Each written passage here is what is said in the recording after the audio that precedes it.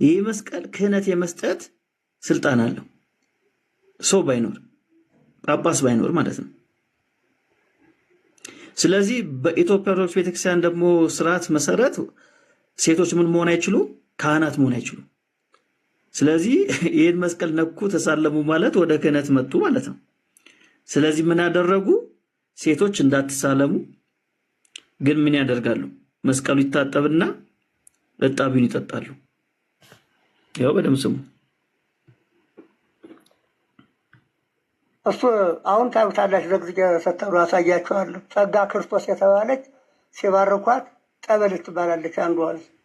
አሁን ሁለተኛዋ ደግሞ እዲያ ሲባርኳት ሞያት ብኛሏት። እዚህ ግርጌ ደግሞ አሉ 40 ምንጭ ይውጣብሽ ብሎ የባረኳት ጭንጫ ድንጃ ነበር ሲባርኩት 44 ጭንጫ አለበት እና እንዲህ አድርገው ይህንን በተገደመ ጊዜ ይህንን ጸጋ ተሰጥቷቸዋል። ጸጋ ኢየሱስ የተባሉ በዚህ ነው። ዘር ብሩክ የተባሉ ግን ቅድመ አያታቸው ከኔ ወገን የተባረከ ዘር ይወለዳል በሎችን በተናገሩ አጥቅማንታቸው ኋላ ሲወለዱ ዘር ብሩክ የተባሉ እዚያ ነው። ጸጋ ክርስቶስ የመጽሐፍ ስማቸው ነው። በእጅ የያዙት አሁን የጻድቁ እጅ መስቀላቸው ነው ማለት ነው። ይኸው ዘተገብረ በእድና ወርቅ የተሰራ ነው። ሴቶች አይዳሰሱበትም። ታጥቦ ይጠጣሉ። መካን ከሆኑ ይወልዳሉ፣ በበሽታቸውም ይድናሉ። እና በዚህ ብቻ ሳይሆን 101 ትውልድ ዲቁና ቅስና ይሰጣል። ቀደም ብዬው ነግራችሁ 101 ትውልድ ዲቁና ቅስና ይሰጣል። እንግዲህ የኦርቶዶክስ እህቶች ከዚህ መስቀል ያነሰ ክብር ነው ያላችሁ። ከዚህ መስቀል ያነሰ ክብር ነው ያላችሁ። ዲቁና ቅስና ይሰጣል። ሴቶች ግን መንካት አይችሉም። ያላችሁ አማራጭ እጣቢውን መጠጣት ነው። እንዴት ነው እጣቢውን የምትጠጡት? ላሳያችኋ በማስረጃ እሱንም ደግሞ እሺ። መስቀሉ ታጥቦ ይጠጡታል፣ ይጠመቁበታልም። አያችኋል? ይታጠባል። መስቀሉ ታጥቦ ይጠጡታል፣ ይጠመቁበታልም። መስቀሉ ታጥቦ ይጠጡታል። ተመልከቱ፣ እጣቢው ውስጥ ይገባል። ከዛ ሲሞላ እየቀዱ በብርጭቆ ያጠጧቸዋል ሴቶቹ።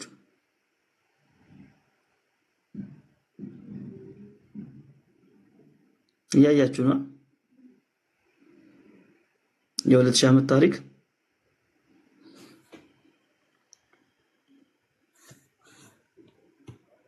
ይጠመቁበታልም።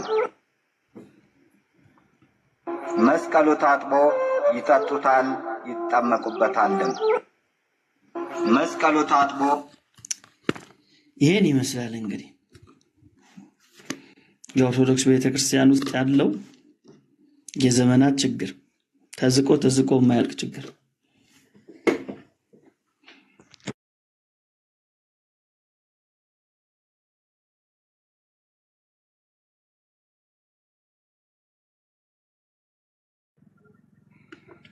ታዲያ ይሄ የታየ ወንጌል 24/7 ባይሰበክ ነው እንጂ የሚገርመው።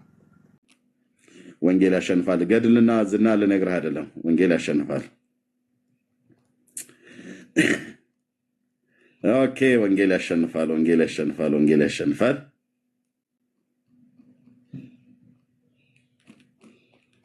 ይሄ ማለት ነው።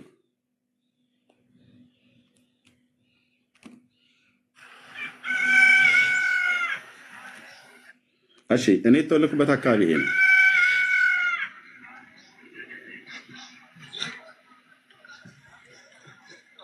እሺ፣ እኔ የተወለድኩበት እርሻችን፣ መሬታችን፣ ይዞታችን ይሄን ይመስላል። ኦኬ፣ እዚህ ማ ተተከለ ታዲያ? እዚህ ማ ተተከለ? መሰረተ ክርስቶስ ቤተክርስቲያን ወንጌል ይዛ ማለት ነው። አማኑኤል ከተወሰነ ርቀት ላይ ያለች፣ ሙሉ ወንጌልም አውራጃው ከተማ ላይ ያለች፣ ግን እዚህ ኦኬ። እስቲ ያው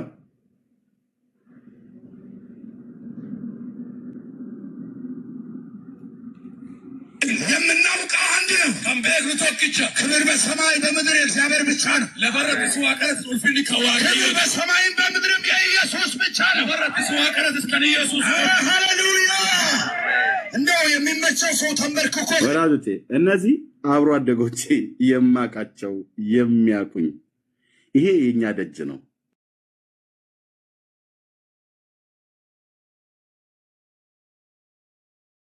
ይሄ እህል የምንወቃበት የነበረው አውድማ አሁን ኢየሱስ ዘርቶ ልቤን ውረስ። ለእግዚአብሔር ለእግዚአብሔር ለእግዚአብሔር ለተወዳጁ ለኢየሱስ ሞት ላዳንን ሰላማችንን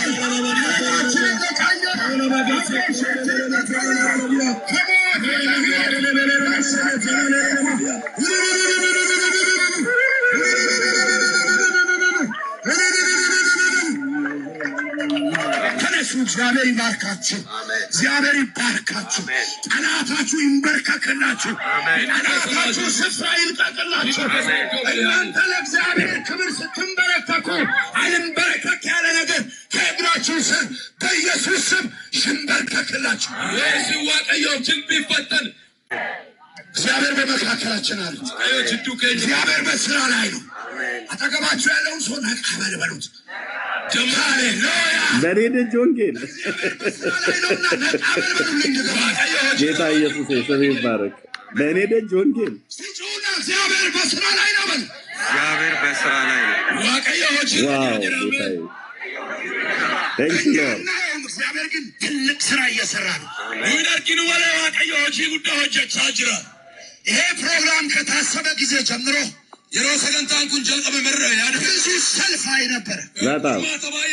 ብዙ የጠላት እንቅስቃሴ አይነሶች እትዬ መስታወት ያባሩ እነዚህ ሰው ምን አገባችሁ?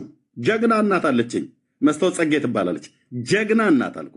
ምን አገባችሁ? የልጆቼ ሃይማኖት ነው። እነሱ አይዋሹ፣ አይጠጡ፣ አይሰክሩ፣ ሴታ እንትና አይሉ። ምን አገባችሁ? በደጄ በቀዬ በርስቴ የፈለኩትን ባረግ አየ እዚህ ይዋሻሉ። ቴንኪው የኔ አባት፣ ይሄንም በዘመኔ ስላሳየ ደስ ይለኛል። በዘመኔ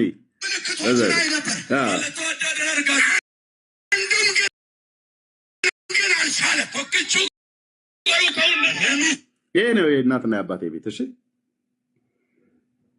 ኦኬ። አዎ አንበሳው የይሁዳ አንበሳ እርሱ ከኃያላን ጋር ምርኮን ይከፋፈላል፣ ነፍሱን ለሞት አሳልፎ ሰጥቷልና የሚለው ቃል አለ።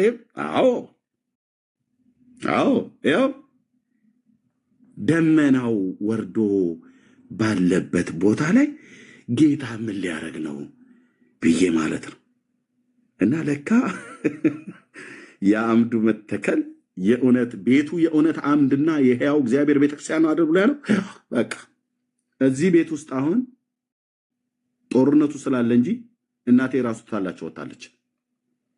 የቤተክርስቲያን አገልጋዮች ናቸው እዛ የነበሩት ያሉትም።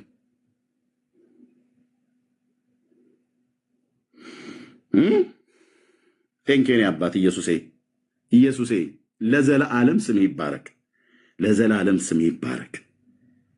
የተናገርከውን ፈጸምከው፣ ያሳየኝን ፈጸምከው። በወቅቱ ባይገባኝም የደመናው መተከል በወቅቱ ባይገባኝም ለካንተ ዓላማ ነበረህ። ለመጀመሪያ ጊዜ በዚህ ገጠር ውስጥ ገብቶ ገጠር ውስጥ ነኛ ገጠር ውስጥ ገብቶ ቤተክርስቲያን የተተከለው እኛ ደጅ ብቻና ብቻ ነው። በወረዳ ውስጥ ካሉ ገጠሮች ውስጥ ቤተክርስቲያን የተተከለው እኛ ደጅ ነው። የገጠር ከተሞቹ ላይ አንዳንድ ቦታዎች ላይ አማኑኤል ህብረትና አገልግያለሁ። አማኑኤል ህብረትም እንደዚሁም በአውራጃው ከተማ ላይ ሙሉ ወንጌል ቤተክርስቲያን አገልግያለሁ። ሬማ ቸርች የሚባለውም እንደዚሁም አገልግያለሁ። ገጠር ውስጥ ግን ያው እግዚአብሔር ብቻ ነው።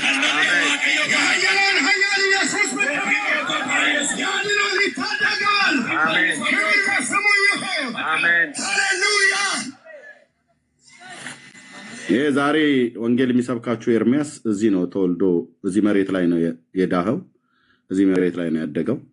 እዚህ ነው አፈር ፈጭቶ የተጫወተው። እዚህ ነው በጭቃ አብኩቶ ስጨወት የነበረው ማለት ነው። አሜን። እግዚአብሔር ትልቅ ዋቀዮ ጉዳይ እግዚአብሔር በስራ ላይ ዋቀዮ ሆጭ ደስ ያላችሁ ምን ልላችሁ ነው? ለምደው ይሄንን ማሳያችሁ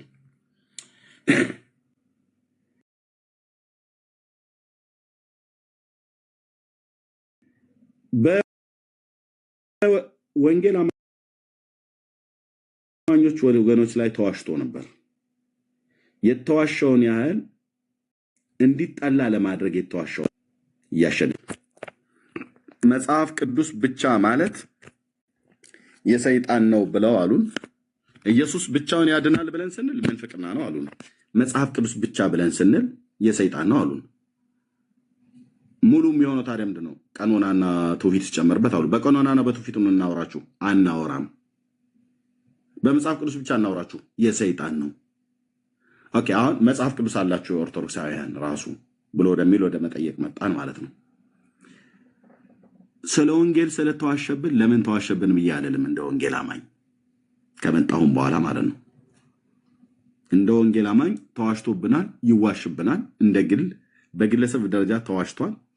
እንደ ማህበር እንደ እግዚአብሔር ሕዝብ ተዋሽቶብናል።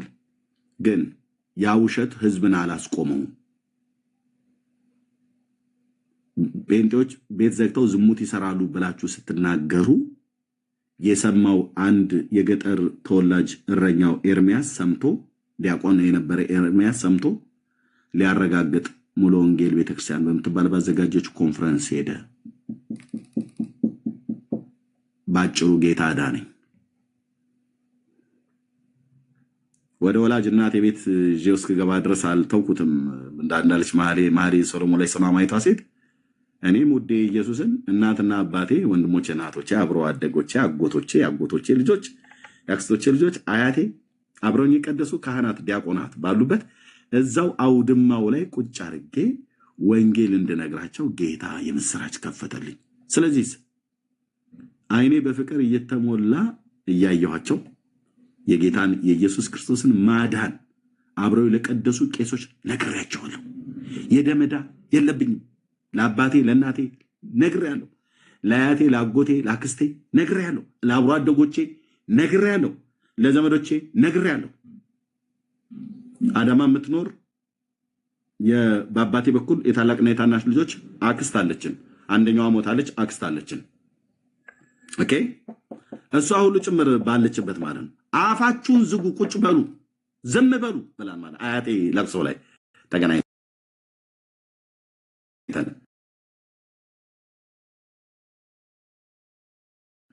አትረብሹን። የምትጨቃጨቁ ነው ወዛ ወጣችሁ ተጨቃጨቁ ብላ አያለች። ስለ ወንጌል እያወራን ከወንድሜ ጋር ግብ ግብ ልንገጥ ያድናል ኢየሱስ እኮ ነው ብለን ምንል እንዴ? ጌታ እኮ በደንብ እኮ አድኖ እኮ ስላየ ነው ማለት ነው። ይችላል እኮ ጌታ፣ ይሄ በፍቅር ማንበርከክ ይችላል ኃይለኛውን። እና እንዲጠላ ያደረጉት እምነት ገጠር ድረስ ገብቶ ዛሬ አሁን ማንም ሄደ የኔን እናት አሁን የእትዬ መስታወት ልጆችሽ እኮ ሃይማኖታቸው ምናምን ብለህ ብትል እነሱ እኮ እንትን ዝሆን እያረዱ እንትን ግመል እየገነዙ ብለህ ብትላት አትሰማም። ኦልሬዲ አይታለች፣ አረጋግጣለች። እኛ ልጆቿ እንደዚህ አይነት ወፈፊዎች እንዳይደለን ታውቃለች። ኦኬ፣ የአክስቶቼ አጎቶቼ ልጆቼ ለብታይ በሙሉ ጌታን የተቀበሉ ናቸው። እዚህም ማስንያ አለ ብታውቁት ማለት ነው። አዎ አዎ አዎ አዎ ብራዘርዬ፣ እሺ፣ እንዲህ ዝም ብሎ ወፍ ዘራሽ ትውልድ አይደለንም።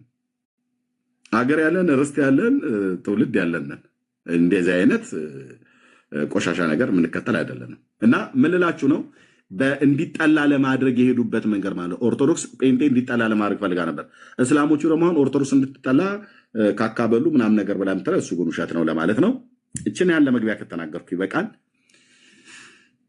ድብልቅልቁ የኦርቶዶክስ የመጽሐፍ ቅዱስ ቀኖና ሲፈተሽ ብሎ በሚለው ላይ እየተወያየንበት የነበረ ነገር አለ። ከመጡ እንቀጥላለን፣ ካልመጡም እንቀጥላለን። ሌሎች የተጓዳኝ ሀሳቦችንም ማንሳት እንችላለን።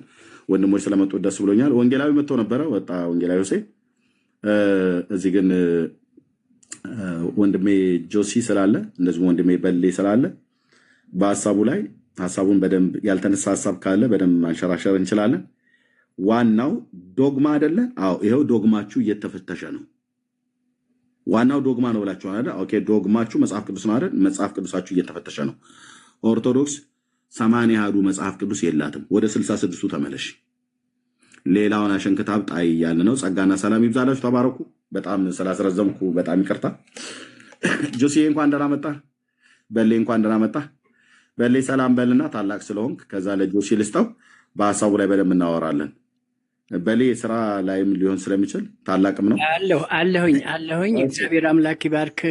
ኤርሚ ድምፅህን ስለሰማው ደስ ብሎኛል። ጠፍተህ እንደው ያለህበት ቤት አልፎ ብቅ ስትልም ከፈተህ እንደ ቤት ስገባ ሌላ ሰው ቤት ነህ እና እንደዛም ሆነ ቆንጆ ነው። ግን መጥፋት የለብህም። አንተ ብዙ ስራ እየሰራህ ነው። ግን በዚህ በሰጠው ርዕስ ላይ ድብልቅልቅ የሚለው ጥሩና መጥፎ ሲደባለቅ ነው። ይሄ 99% በውሸትና በተረት ላይ በሰው ነገር ላይ የተፈጠረ ከሰው እስከ ሰይጣን የሚመለክበት ይሄ ድብልቅልቅ ሳይሆን መባል ያለበት አንድ ቀን በእኔ ርዕስ ትገባለህ ብዬ አስባለሁ። 99% ውሸትና ተረት መሰረቷ የሆነው ኦርቶዶክስ እውነተኛ እግዚአብሔርን ታመልካለች የሚል ርዕስ ሰጥቶ መነጋገር አለብን ብዬ አስባለሁ። በእውነት ነው የምለው። ምናልባት እግዚአብሔር ከረዳቸው ቀሳውስቱም ጳጳሳቱም ተነጋግረው ምሁራኖቿ ነገሮችን በእውነት ላይ መስርተው ሌላውን የተረፈውን ሕዝብ ከሲኦልና ከዘላለም ጥፋት ይታደጉታል ብዬ አስባለሁ፣ እጸልያለሁ። በእውነት ወዳቸዋለሁ። ደግሞ እኔ ሰው የሚባለውን ከጠላው ያላየሁትን ክርስቶስን ወዳለሁ ብል ውሸታም ነው ይለኛል ቃሉም። በፍቅር ነው ይሄ ሁሉ የምናደርገው። ሰዓታችንን ሰጥተን አንተም ልጆችን እያስለቀስክ ወንጌል እንዲያውቁና ወደ እውነት እንዲደርሱ እንጂ እነሱን ከነሸቀጣሸቀጣቸው ትተን የራሳችንን ነገር ማድረግ እንችላለን። ነገር ግን የተሰጠን አደራ ነው። እግዚአብሔር ወልድ የሞተለትን እውነት ሰዎች ሁሉ እንዲያውቁ መስራት አለብን። በርታ፣ ጸጋ ይብዛልህ ነው የምለው። ሌላ አልጨምርም። ቴንኪዩ። እሰማለሁ። በል የተባረክ፣ ጸጋ ይብዛልህ። ስለምታበረታታንም ታላቅ ወንድማችን ጌታ እግዚአብሔር ዘመንን ይባርክ። ቴንኪዩ። ጆሲ እንኳን ደህና መጣህ። ወገኖች ሰላም ብያለሁ ሁላችሁንም። ታብ ኮፒሊንግ ሼሩ 6000 አደርሳችሁታል። በጣም ደስ ይላል። 10000 ሙላትና ከዛ ታብታቡን እንቀጥላለን። ሼሩን 4000 ነው የቀራችሁ። 10000 ሙሉትና እንቀጥላለን። ተባረክ ጆሲ። በዚህ ጉዳይ ላይ ያልተነሳ የሚነሳ የተነሳውም ላይ የምትለው ነገር ካለ ፍሪ ነው ማይክ። መልካም ወንድም፣ እንኳንም ተመልሰ አገኘን። ድምፅ ሁሌ ይናፍቀናል። ስለ አገልግሎትህ እግዚአብሔር የተመሰገነ ይሁን። ተባረክ፣ ጸጋ ይብዛልህ። ሁላችሁም ወንድሞች እህቶች፣ ከታችን ያላችሁ በሙሉ ሰላም ብያለሁኝ። ኤርሚ ሲያነሳው እንደነበረው እንግዲህ በተከታታይ ቀናት ሲነሳ የነበረ ርዕስ ነው። እንግዲህ የሃይማኖት መሰረት የሆነው መጽሐፍ ቅዱስ በተለያዩ ጊዜያት ለህትመት ሲበቃ በመጽሐፍ ቅዱስ ማህበር መሰረት በተለያዩ የሃይማኖት ተቋማት ተግባቦት ሲታተም ለምዕመናን ሲከፋፈል የኖረ መጽሐፍ እንደሆነ እናውቃለን። ምናልባት በኢትዮጵያ ኦርቶዶክስ ተዋሕዶ ቤተክርስቲያን በተለምዶ 80 ወአሐዱ ወይም 81 መጽሐፍት የሚባሉት እንደ ዋና መጽሐፍ እና ጥንታዊ ከጥንት ጀምሮ የነበረ ተደርጎ 66ቱ ግን ጎደሎ መጽሐፍትና ማንም ከነሱ ሄዶ ሪፈር እንዳያደርግ፣ ሃይማኖቱን እንዳይመሰርት፣ አምልኮ እንዳይመሰርት፣ አስተምሮ እንዳይመሰርት፣ ከዛ የሚወጡ አስተምሮዎች በሙሉ የስህተት አስተምሮች እንደሆኑ ሲነገር የነበረበት ሁኔታ አለና ከዚህ አንጻር ይህንን ለመለየት ነው እንግዲህ ይሄ ውይይት ሲደረግ የነበረው። እግዚአብሔር ይመስገን ብዙ የጠሩ ነገሮችን እያገኘን መተናል። እኔ ፐርሰናሊ በጣም ብዙ ነገሮችን የተማርኩበት ርዕስ ነው ኤርሚ፣ ይህን ርዕስ በማምጣትክ እና ደግሞ የሁሉም መሰረት በመሆኑ መጽሐፍ። ስለዚህ ርዕስ በጣም አመሰግናለሁኝ። ብዙ ወንድሞችም እንደተማሩበት እህቶች እንደተማሩበት እርግጠኛ ነኝ።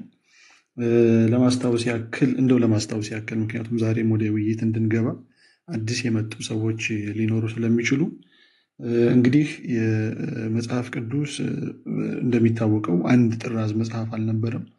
እነዚህ መጽሐፎች በሚሰባሰቡበት ጊዜ ደግሞ አምላካዊ የሆኑ መጽሐፎችን ወይም ደግሞ የአምላክ መንፈስ ያለባቸውን በአምላክ ምሪት የተዘጋጁ መጽሐፎችን ለይቶ በአንድ መጠረዝ አስፈላጊ በሆነበት ጊዜ መጀመሪያ ላይ የተሰባሰቡት መጽሐፍት እንደምናውቀው በሁሉም ሃይማኖት ተቋማትም እንደምናየው እንደዚሁም ደግሞ ከመጽሐፍ ቅዱስ ህትመት ትናንትና እያነሳሁት ነበር ትሬንድ ላይ እንደምናየው አምላካውያን ተብለው የተቀመጡ መጽሐፎች 66ቱ ነበሩ።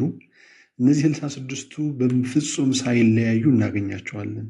በሁሉም ህትመቶች፣ በሁሉም የእምነት ተቋማት፣ በሁሉም ስል እነማንን ለማንሳት ነው? የወንጌል አማኞችን፣ የኢትዮጵያ ኦርቶዶክስ ተዋህዶን፣ ሌሎችንም የኦርቶዶክስ ተዋህዶ ወይም ደግሞ የኮፕቲክ ኦርቶዶክስ ኦር ሲሪያን ኦርቶዶክስ ኦር እነዚህ የመሳሰሉ ኦርቶዶክሶችን፣ የግሪክ የካቶሊክ እምነቶች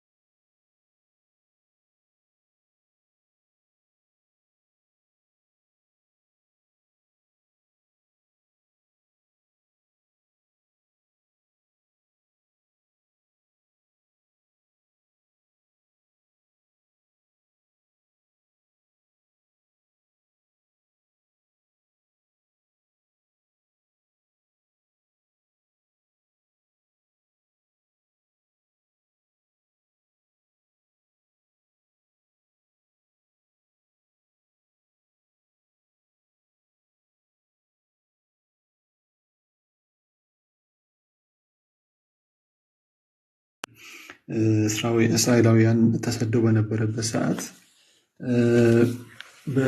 ምንድነው እስያውያን የሚባሉ አይሁዶች ጋር የነበሩ መጽሐፎች እንደውም ምን ብለው ሪፈር ያደርጓቸዋል? አፓክሪፋ ብለው ይጠሯቸዋል፣ ቅጥል ስም ይሰጧቸዋል። በነገራችን ላይ አፓክሪፋ የሚለው ወርድ ለእነዚህ መጽሐፎች የተሰጠበት ምክንያት እነዚህ መጽሐፎች የጥንቆላ መጽሐፎች ወይም ደግሞ አምላካዊ መንፈስ የሌላቸው መጽሐፎች ተብለው ሪፈር ስለሚደረጉ ነው።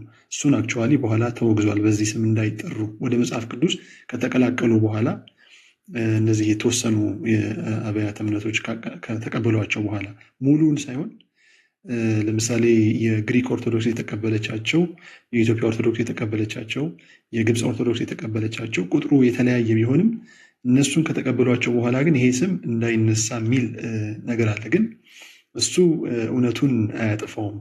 ከነዚህ መጽሐፎች መካከል አንደኛው መጽሐፈ ሄኖክ ነው። እነ መጽሐፈ ሄኖክን ማንሳት እንችላለን። እነዚህ መጽሐፎች እንዳነሳሁት አፓክሪፋ የሚል ቅጥል ስም ወይም ደግሞ መጠሪያ ስም እንደነበራቸው እና የአፓክሪፋ የሚለው ቃል ደግሞ የሚያመለክተው የጥንቆላ መጽሐፍትን እንደሆነ መረጃዎች ያሳያሉ። እና ከዛ በኋላ ምን ተፈጠረ? እንግዲህ አሁን እያወራን ያለነው ኢትዮጵያ ኦርቶዶክስ ስለነበረ ኢትዮጵያ ኦርቶዶክስ በመጀመሪያ በ1921 ላይ መረጃው ያለን በ1921 ላይ የነበረው በመጽሐፍ ቅዱስ ማህበር ለኢትዮጵያ ኦርቶዶክስ ተዋህዶ ተብሎ የታተመው መጽሐፍ በውስጡ 73 መጽሐፎች እንዳሉት ተመልክተናል። እነዚህም 46 የብሉይ ኪዳንና 27 የአዲስ ኪዳን መጽሐፎች እንደነበሩ አይተናል። እንደዚሁም በተዋረድ እስከ 2000 ድረስ እና እንደዚሁም ወደፊት ሊታተም ያለውን ስንመለከት በውስጣቸው ያለው የመጽሐፍ ቁጥር ይለያያል። ድብልቅልቅ የሚለውን ርዕስም የተቀመጠበት ምክንያት ይሄ ነው። መጽሐፎች ካናናይ ሲደረጉ ወጥ ሊሆኑ ሲገባቸው ልክ እንደ 66ቱ ከዘመን ዘመን ከጊዜ ጊዜ ሳይቀያየሩ ወጥ ሆነው በቁጥር በስም መቀጠል ሲጠበቅባቸው እንዲሁም በክፍል ማለትም የብሉይና የአዲስ ኪዳን የሚለው ማለት ነው በየጊዜው በ1921 ያየናቸው በ1947 በ1954 በ1980 እንዲሁም በ2000 የታተሙ እነዚህ የተለያዩ መጽሐፎች ሙሉ በሙሉ በሚባል ሁሉም ይለያያሉ። የሚለያዩት በቁጥር የሚለያዩት በመጽሐፍት አጠራር እንዲሁም የሚለያዩት በክፍል ሆኖ የምናገኘዋል። አንዳንድ ጊዜ አንዳንድ መጽሐፎች ወደ አዲስ ኪዳን ወደ ብሉይ ኪዳን ተካተው እናገኛለን። አንዳንድ ጊዜ ደግሞ ተለይተው ተጨማሪ ተብለው እናገኛቸዋለን እና ይሄ ሁሉ ድብልቅልቅ ያየንበት ስለሆነ ነው ይህንን ርዕስ እየተነጋገርንበት የነበረው። ከትናንትናው ውይይት በጣም ፍሬ ያፈራ ነው ነገር ቢኖር እነዚህ 66 መጽሐፍት እነሱም 39ኙ የብሉይ ኪዳን መጽሐፍትና 27ቱ የአዲስ ኪዳን መጽሐፍት ከዘመን ዘመን ሳይቀያየሩ ሳይለዋወጡ ይዘታቸውን፣ ስማቸውን እንደዚሁም ክፍላቸውን ሳይቀይሩ ወጥ ሆነው የመጡ መጽሐፎች እንደሆኑ አይተናል። ይሄ ደግሞ ብዙ የሚያስገነዝበን ነገር፣ ብዙ የሚያስተምረን ነገር፣ ብዙ የሚያሳየን ነገር እንዳለና እውነት የተሰጠው ስም ትክክለኛ መጽሐፍ አይደለም፣ የስተት ትምህርት ነው፣ የስተት መጽሐፍ ነው ተብሎ የተሰጠው ስም ዝም ብሎ ስም ማጥፋትና ብዙ የራሱ የሆነ ዓላማ ያለው መጥፎ ዓላማ ያለው እንደሆነ ተገንዝበንበታል። ምናልባት በዛሬው ዕለት ደግሞ ብዙ ጥሩ ውይይቶች ይኖሩናል ብዬ ተስፋ አደርጋለሁ። ኤርሚዬ እግዚአብሔር ይባርክህ። ወደ አንተ መልሳለሁ። ቴንክ ጆሲ። አይ ጨርስ፣ እንደው ስለተገለጥኩ ከሆነ ጨርስ ሀሳብህን። የምትለው ነገር ካለ ማለት ትችላለህ። በደንብ አይመጡም፣ ቢመጡም የሚሉት ነገር የላቸውም። ግን ያልጨርስከው ነገር ካለ ጨርስ። ምናልባት አሁን በኢትዮጵያን ኦርቶዶክስ በመጽሐፍነት አንድ አሁን ሁሉም አግሪ አድርገው የሚቀበሉት ነገር ምንድን ነው? ይሄ መጨረሻ የታተመው በ2000 የታተመው ቀዩ መጽሐፍ ማለት ነው። በቃ ሞስት ንጹህ እና አክቹዋሊ 81 የሚሉትንም ቁጥሮች የያዘው እሱ ነው። በኋላ በድምርም እንደዚሁም በተዘጋጀው ይሄ የውጭ ግንኙነትና አምልኮ በሚለው መጽሐፍ ላይ በተቀመጠው ቁጥር መሰረት ስንመለከተው እሱም የራሱ የሆነ ሕጸጽ እንዳለበት አይተናል። ነገር ግን አሁን እሱን ነው አብዛኛው ሰው ተቀብሎት የምናገኘው እሱ ነው። እሱ ደግሞ በጣም ብዙ ጥፋት የተደረገበት እውነት በጣም የሚያሳዝን ስራ የተሰራበት መጽሐፍ ነው። አክቹዋሊ የእውነት አባቶችም እውነትን የያዙ አባቶችም አሁን ከቤተክርስቲያን እየወጡ እየተናገሩ ያሉበት ነገር ተመልክተናል። የመጽሐፍ ቁጥሮችን መቀየር ብቻ አይደለም፣ የመጽሐፎችን ክፍሎችን መምታት ብቻ አይደለም፣ የእግዚአብሔርን ቃል እስከ መቀየር የተደረሰበት እሱም ደግሞ በመግቢያ በመግለጫ የተደገፈበት በጣም ትልቅ ነውር የተሰራበት መጽሐፍ ነው። ምናልባት ከዚህ ከርዕሳችን ጋር በደንብ ስለሚገናኝ እንደው እሱም ጋር ገብተን ዛሬ እንደው እሱንም በደንብ ብናየው የሚልም ነገር ማስቀመጥ ፈልጋለሁ። ኤርሚዬ አመሰግናለሁ። ተባረክልን ወንድማችን፣ ጸጋ ይብዛልህ። ስላወኩ ደግሞ በተለይ በጣም ደስ ብሎኛል። እንደዚህ በመልካም መንፈስ የእግዚአብሔርን ሀሳብ የሚያገለግሉ ሰዎች መታወቁ ጥሩ ነው። የእግዚአብሔር መንግስት ስራ በኤርሚያስ ብቻ አይሰራም፣ በጆሲ ወይ በበሌ ብቻ አይሰራም፣ ወይ በወንጌላዊ ወንድማችን በወንጌላዊ ሁሴን ብቻ አይሰራም። እግዚአብሔር ልጆች አሉት፣ ጸጋ ስጦታ፣ የተለያየ ጸጋ ስጦታን ሰጥቷል እና ጌታ ይባረክ። የጌታን የመንግስቱን ወንጌል ስራ እንሰራለን። ለእግዚአብሔር ክብር ይሁን። እሺ፣ ያው ጆሲዬ ጥሩ አድርጎ አስቀምጦታል። መናገር አይጠበቅብኝም። ድብልቅልቁ ብለን ያልነው በልዬ ቅድም እንዳልከው እውነት ከሐሰት የተቀየጠባት ቤተክርስቲያን ነች። አዎ ኦርቶዶክስ ማለት አውጥተህ ሙሉ በሙሉ ተፍተህ ማጥላት፣ ሙሉ በሙሉ የማትውጠው ትምህርት፣ ሙሉ በሙሉ የማተፋው ትምህርት ያላት ናት ማለት ስንዴው ከእንክርዳድ ባሪያ ከጌታ ያለየበት፣ ስንዴው ከእንክርዳድ ያለየበት እንደዚህ አይነት ስርዓትና ትምህርት ያለባት ቤተክርስቲያን ነች እና ግን በእሷ ውስጥ ስላለፍን ሁላችንም ስንዴ የትኛው ነው እንክርዳዱ የትኛው ነው ብሎ የሚለውን አሁን ብዙ ሰው ስለ ስንዴና ስለ እንክርዳድ በመንፈሳዊ ምሳሌ የእግዚአብሔር የሆነውና ያልሆነ የትኛው ነው ብሎ የሚለውን ብዙ ሰው ላይለይ ይችላል። ምክንያቱም ሁሉም የሰው ስርዓት የሆነው ትምህርት ሁሉ በሙሉ በስመ አብ ወወልድ ወመንፈስ ቅዱስ አሐዱ አምላክ ብሎ ስለሚጀምር በስመ አብ ተብሎ የተባለ ሁሉ በሙሉ ስህተት የለበትም ተብሎ ይታመናል እና ኦርቶዶክሳውያን ካላችሁ መግባት ትችላላችሁ። ድብልቅልቁ ብለን ስንል የመጽሐፋችሁ ቀኖና የተደበላለቀ ነው ማለት የመጽሐፍ ቅዱስ ማለት ነው። ገድላት ድርሳናት አናነሳባችሁ። ይሄ ቃላችን ነው። ጸጋ ይብዛላችሁ። ተባረኩ። ወንጌላዊ እንኳን ደህና መጣ የምትለው ነገር ካለ ማለት ትችላለህ። ካልሆነም ርዕሱን ከብዶናል ብለውን ካሉ እንቀይርላቸዋለን። ጸጋ ይብዛላችሁ። ወንጌላዊ እንኳን ደህና መጣ። ሰላም በል የምችል ከሆነ አይ ቲንክ ለማውራት ኢትዮጵያ አይ ቲንክ ወደ እኩለ ሌሊት ሊሆን ነው 5 ሰዓት ተኩል ማለት ነው አይደል? አሁን በኢትዮጵያ ማይክል ሚውትራው ድንገት እያወራ ከሆነ ነው ወንጌላዊ ይህን ብዬ የምልህ። እሺ ወርዷል ወንጌላዊ። አይ ቲንክ ኔትወርኩ ሊሆን ይችላል። ኦኬ እሺ፣ የላካችሁ ሰዎች ኦርቶዶክሳውያን እንደሆናችሁ አስቤ ላስገባ።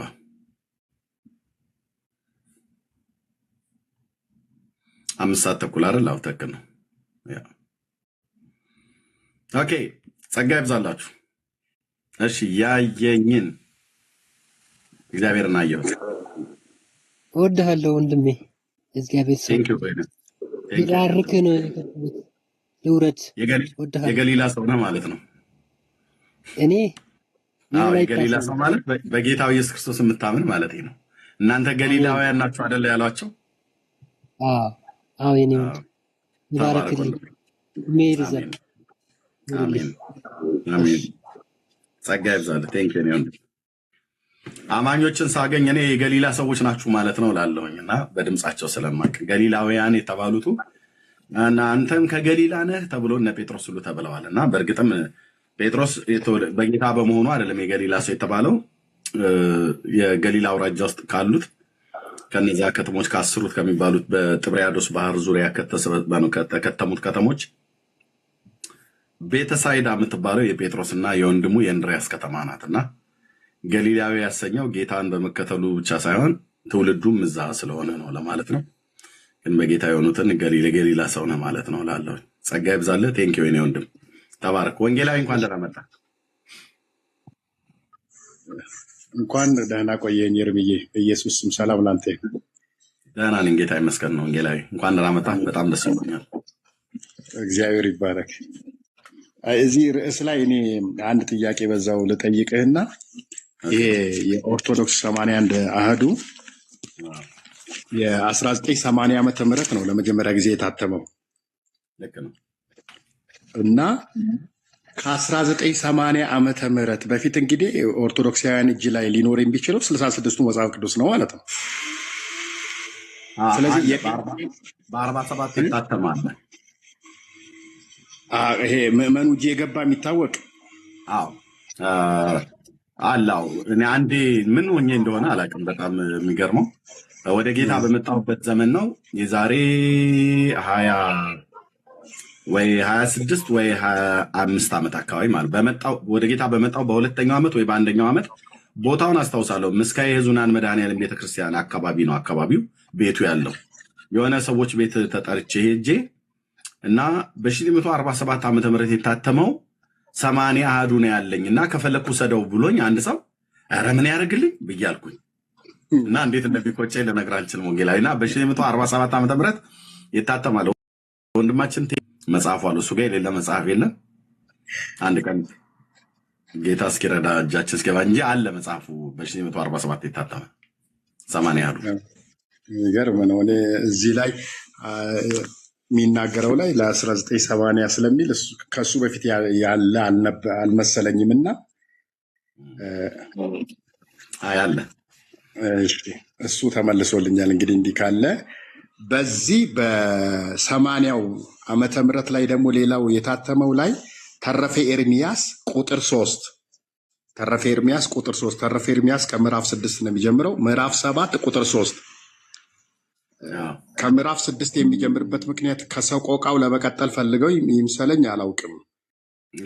እና ምዕራፍ 3 ላይ ምዕራፍ 7 ቁጥር 3 ላይ እንደዚህ ይላል፣ እስራኤል ልጆች የተስማሙበት የክርስቶስን ዋጋ 30ውን ብር ይቀበሉታል ብሎ ይሄ ዘካርያስ ካለው ጋር ተመሳሳይ ቁጥር 3 ላይ ክርስቶስ የሚለው ቃል በቃል አለና በ2000 ላይ አሁን እጄ ላይ የለም። የ2000 ሰው ተውሶኝ ሳይመልስልኝ በዛው እንትን አለኝ እና ክርስቶስ የሚለውን 2000 ላይ አወጡት። እንግዲህ 81 አሃዱ ላይ ከሚለው ማለት ነውና ለምን ማውጣት አስፈለጋቸው? ትልቅ ጥያቄ ነው የሆነው። ብዙ ቃላቶች በእነዚህ በዲትሮካኖኒካል በተባሉት የብሉይ ኪዳን ተጨማሪ መጽሐፍቶች ውስጥ አሁን ያነሳው አንዱ ተረፈ ኤርሚያስ ማለት ነው። ስትጠራው ጠበቅ እንዳታደርገው፣ ተረፈ ሳይሆን ተረፈ ኤርሚያስ። ይሄ የተረፈ ማለት ነው። ከኤርሚያስ ትንቢት ከሰቆቃው የተረፈ ለማለት ነው። ተረፈ ዳንኤል፣ ተረፈ ኤርሚያስ ነው ተብሎ የሚባለውና ልክ ነህ። እዛ ክፍል ላይ እንደዛ ይላል። ለምን ማውጣት አስፈለጋቸው? መቅድሙ ላይ ወንጌላዊ መቅድሙ ላይ ማነው? መቅድሙ ላይ ምን የሚል ቃል ጽፈዋል? ከግዕዙና ከአማርኛው ምንባብ ጋር የማይገናዘቡና ከምርመራ ያመለጡ ባዕዳን ቃላት ቢገኙ የመጽሐፍ ህትመት በአንድ ጊዜ ፍጹም ሊሆን ስለማይችል ከአንባቢያን የሚቀርቡልንን ሰብስበን እንደገና በሚታተምበት ጊዜ በቅዱስ ሲኖዶስ ተስተካክሎ ሊታረም ይችላል ብሎ የሚል በዚህ አሁን አንተ ባልከው በአባ ተክለ ሃይማኖት ትርጉም ላይ የ1980 ማለት ነው። በዚህ ላይ እንደዛ ጽፈዋል እና ከአንባቢያን ከሚቀርቡላቸው ሰብስበው ሀሳብ ይሄኛው ቢወጣ ይሄኛው ቢገባ ብሎ በሚል አይነት ሊሰጧቸው እንደሚችሉ ብዬ ገምታለሁኝ። ብዙ ሀሳቦች ይሄኛውን ሲያሳትሙት የ2000 ዓመተ ምህረት ሲታተም ከአንባቢያን የሚቀርብላቸውን ሰብስበው ከ20 ዓመት በፊት በሰጡት መቅድም መሰረት ህዝቡ ሰጥቷቸው ነው ብዬ ነው የማስበው። አንባቢያን ይሄኛውን እንደዚህ ብላችሁ ባትሉት ይሄኛው ቢወጣ ይሄኛው ቢጨመር፣ ለምሳሌ የጌታ ኢየሱስ ክርስቶስ አሁን ማማለድ ብሎ የሚለው ከሮሜ መልእክት ላይ እንደተሰረሰው ማለት ነው እና ከተለያዩ ቦታዎች ላይ ስለ ጌታችን ስለ ኢየሱስ ክርስቶስ በሊቀ ክህነቱ ስራ ያደረገውን ይሄኛውን አውጡት። ምክንያቱም ሮሜ 8:34 እኮ በግልጽ ኢየሱስ ያማልዳል ነው ብሎ የሚለው። ጴንጤዎቹ እውነት አላቸው። ስለዚህ ህዝቡ በጴንጤው ትምህርት ግራ እየተጋባ ህዝባችን እየሄደ ስለሆነ ስለዚህ ይሄኛውን ቢወጣ ይሻላል ብሎ በሚል ሀሳብ እንደሰጡ ዘፈናምነትን እንዳወጡት እዚህ መጽሐፍት ላይ በዚህኛው መጽሐፍ ላይ እንደዚሁም ደግሞ የጌታ ምልጃ እንዳወጡት ልክ እንደዚሁ እዛ የተጨማሪው ዲትሮካኖኒካል የተባለ የብሉይ ኪዳን መጽሐፍት ላይ እዚህኛው ላይ ምን እንዳሉ ይሄኛውን ስላነበኩት ይሄኛውን ሙሉ ስላነበኩት ይሄኛውን የቀድሞውን 80 ሙሉ ስላነበኩት ዲትሮካኖኒካል በተባለው መጽሐፍት ላይ ለምሳሌ አሁን ክርስቶስ ብሎ የሚል ቃል ይጠቀማል። ክርስቶስ ብሎ የሚለው ቃል ይጠቀማል። ኦኬ አዎ፣ ክርስቶስ ደግሞ በአይ ቲንክ የግሪክ ቋንቋ ይመስለኛል። ክርስቶስ ልታርሙ ይችላላችሁ ታች ያላችሁ ሰዎች። ክርስቶስ የግሪክ ቋንቋ ነው። አዎ በአይሁዳውያኑ ግን መሺያ ነው ብሎ የሚጠሩት የተቀባ ብሎ የሚለው ማለት ነው። መሺያ ብለው ካሉት ዲትሮካኖኒካሉ የተጻፉት እነኚህ ተጨማሪ የተባሉት የብሉይ ኪዳን መጽሐፍት የተጻፉት እነ ተረፈ ኤርሚያስ፣ እነ ተረፈ ዳንኤል፣ እነ ሶስና፣ ባሮክ፣ ዮዲት፣ ጥበብ፣ መጽሐፈ ሲራክ ምናምን ነገር የሚባሉቱ የተጻፉባቸው ቋንቋዎች አራማይክ ይሁን ዕብራይስጥ አይታወቅም። አሁን ይህንን የሚናገሩ ካሉ መናገር ይችላሉ። ግን የመቃቢያን መጽሐፍት መቃባውያን ራሱ አይሁዳውያን ናቸው፣ ዝርያቸው ማለት ነው። ለሮም መሺያ ነው ብሎ የሚለው መጽሐፍ ቅዱሱ ክርስቶስ ብሎ አይጠራውም። ብሉይ ኪዳን ላይ ሊገኝ የማይገባ አሁን ለምሳሌ ብሉይ ኪዳን ላይ ስላሴ የሚል ቃል እኮ ሊገኝ አይገባም ነበር፣ ቃል በቃል ማለት ነው። በኦርቶዶክስ መጽሐፍ ቅዱስ ላይ እዚህ ክፍል ላይ ጭማሪው ላይ ማለት ነው ጭማሪው የብሉይ ኪዳን ዲትሮካኖኒካል በተባለው ጭማሪው ላይ ስላሴ የሚል ቃልን ተጠቅማለች። ስላሴ የሚል ቃል ይሄ መጽሐፍ በተጻፈበት ጊዜ ጸሐፊው ያውቅ ነበር ወይ ብለን ስንጠይቅ አያውቅ። ስላሴ ብሎ የሚለውን አሃዱ ማነው እንዘ ሰለስቱ አሃዱ ይሰለሱ በአካላት ወይተዋህዱ በመለኮት ኦኬ፣ በአካል 3 ናቸው በመለኮት ግን አንድ ናቸው ብላ የምትለው ኦርቶዶክስ በአይሁዳውያኑ ቋንቋ ይሄንን ስላሴ ብሎ የሚለውን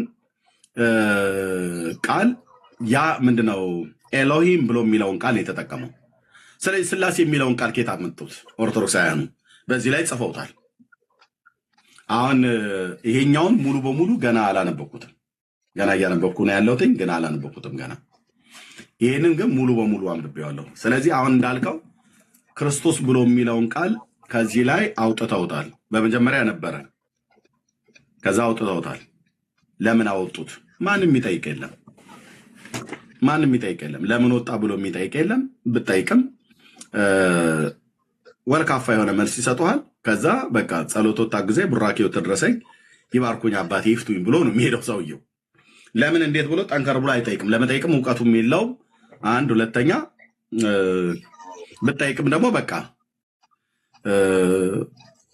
የተሰጠህን መልስ ብቻ ነው ይዘህ የምትሄደው። ያሉን ብቻ ነው ይዘህ የምትሄደው። ጠንክረህ የምትጠይቅ ከሆነ ጀርባ ይፈተሻል፣ ይጣራል። ይሄ ሰው እንዴት ነው ምናምን ነገር ብሎ ይላል። ኢቭን ከኛ ከወንጌላውያን አማኞች እንኳን ራሱ ጥያቄ እንኳን ስጠይቋቸው ለመናፍቃን ጠቅሶ ለሆዳም አጉርሶ አይቻልም ብለው ይላሉ። ላለመመለስ ማለት ነው። ለመናፍቃን ጠቅሶ ለሆዳም አጉርሶ አይቻልም ይላሉ። እና እንዴ ኦኬ መናፍቃን ብላችሁ ካላችሁን ጥያቄ ስንጠይቅ መመለስ ነው። ለሆዳም አጉርሶ ከተባለ ከቄሶቹ የበለጠ ሆዳም አለ ወይ? ይኸው እስከዛሬ ድረስ እያጎረስን አይደል? የሙት ዓመት መታሰቢያ፣ ክርስትና፣ ሰንበቴ፣ የዓመቷ፣ የመቤቴ፣ የወላዲቴ፣ ያዛኝቱ፣ የረሪቱ ያለ ስንት ጊዜ ነው የሚያጎርሰው ህዝቡ ማለት ነው። እና ተገቢ የሆነ መልስ ቢሰጡ ጥሩ ነው። ግን ጥሩ ነው ያነሳው ወንጌላዊ። መቀጠል ይችላለን። ሌላ ሀሳብ ካለ ጌታ ይባርክ። መልሰህልኛል። ቅድም አንዱ የጠቀስከው ሮሜ ምዕራፍ 8:34 ላይ ልክ የ2000 እንደመጣ ያን ጊዜ ባለሁበት አጥቢያ ቸርች ላይ መጽሐፍ ቅዱስ ቅዱስ ነው በሚል ርዕስ ለመጽሐፍ ቅዱስ ላይ ለሚነሳው ግጭቶች ለሙስሊሞች መልስ ስትሰጥ ያ ጥያቄ ቀርቦልኝ ነበርና ህዳጉ ላይ ምን ብለው አስቀምጠውታል? አንተም እንዳየኸው ግሪኩ ግን የሚለው የሚማልደው ነው ይላል እና ግሪኩ ላይ ትክክለኛውን ያስቀምጡና ምናልባት መጽሐፍ ቅዱስ ማህበር ስላሳተመው የእኛም የወንጌል አማኞች ምሁራን እዛ ስላሉ የእነሱ ተጽዕኖም ሊሆን ይችላል ህዳጉ ላይ እንዳስቀመጡት የሚል ሀሳብ ግምት አለኝ። ግን ቀጣይ ሲያትሙ ደግሞ ህዳጉን ቢያነሱት በቃ ህዳግ የሌለው ምክንያቱም ህዳጉ ዋና የመጽሐፍ ቅዱሱ አካል አይደለም፣ ሰው ማጣቀሻ ነው፣ ሰው እንዲረዳ ነው። ህዳጉ ሙሉ በሙሉ ቢያወጡት ከኦሪጂናሉ ሙሉ በሙሉ ራቆ ማለት ነው እና ቅድም ባነበብክልኝ ደግሞ መግቢያ መሰረት አሁን እንደገና 81 አህዱን የ47 አለ፣ የ1980 አለ፣ የ2000 አለ፣ ሌላ አራተኛ ለማሻሻል ለማተም ዝግጁ ናቸው ማለት ነው። ትውልዱ ቀስ በቀስ ከመጽሐፍ ቅዱስ እውነትም ልቡ እየተነቀለ ለመታደስ ወደ እውነቱ ለመመለስ እንኳን እድሉን እያጠበቡበት የሚሄዱት አካሄድ አለ ማለት ነው እና ይሄ ደግሞ በጣም ለትውልድ ያሰጋል።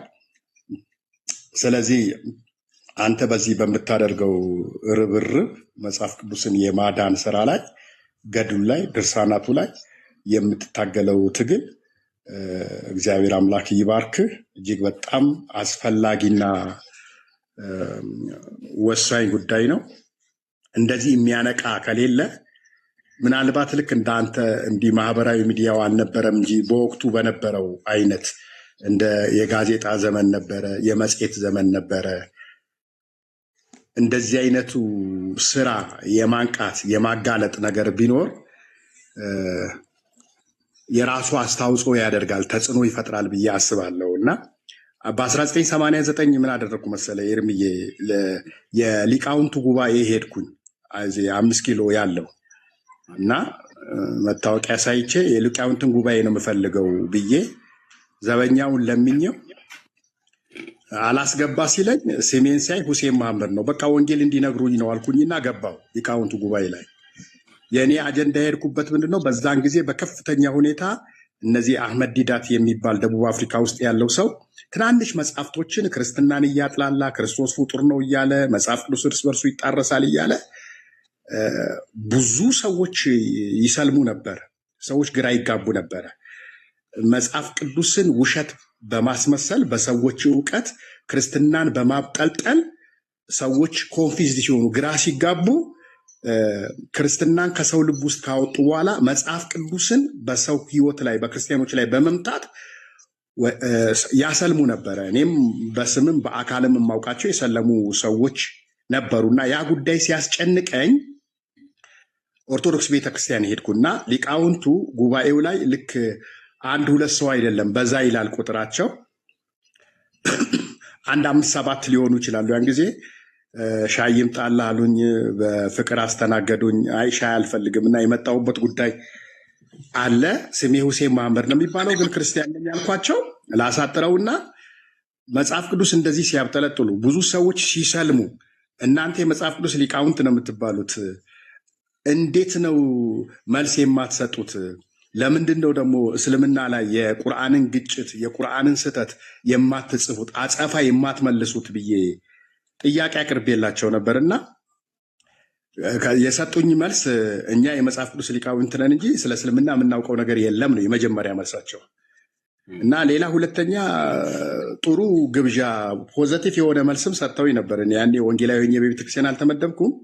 ጠየቁኝ፣ የት ነህ? መካነ ኢየሱስ ነኝ አልኳቸው። ታዲያ ለምን እኛ ጋር መጥተህ ኦርቶዶክስ ውስጥ ገብተህ አንተ የእውቀቱ ካለ ለምን አትሰራም የሚል አነሳስተውኝም ነበር። ግን ያው አብረን ስለማንዘልቅ ወንጌል ስለምሰብክ ነገ የሚያጋጭ ነገር ስላለ አልተቀበልኳቸውም። ግን አንድ ፍሬ አይቻለሁ በዚያ ጉዳይ ላይ። ይሄ አንድ መጽሔት ነበር፣ የኦርቶዶክስ መጽሔት ማህበረ ተዋህዶ ነው የሚል ስሙ በትክክል እንዳይጠፋብኝ እፈራለሁ። እና ከዛም በኋላ እንቅስቃሴ ያየው መጽሐፍ ጀመሩ እስልምና ላይ።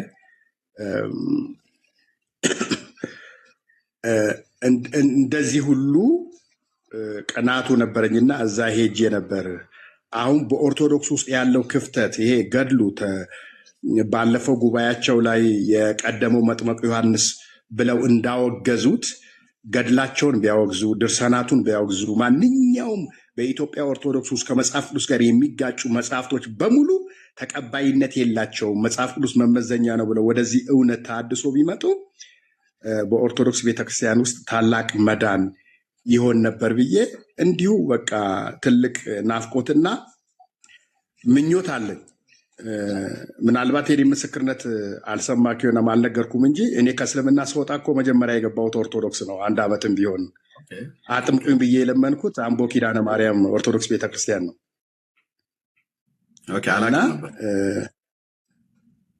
እና አሁን ምስክርነት በሚቀጥለው ሐሙስ ሙሉ ምስክርነቴ 2 ሰዓት የፈጀ ዘለግ ያለው እንዴት ወደ ጌታ እንደመጣ አብርሃም ዩቲዩብ ላይ ኢንተርቪው ተደርግ ያለው የሚመጣው ሐሙስ ይለቀቃል።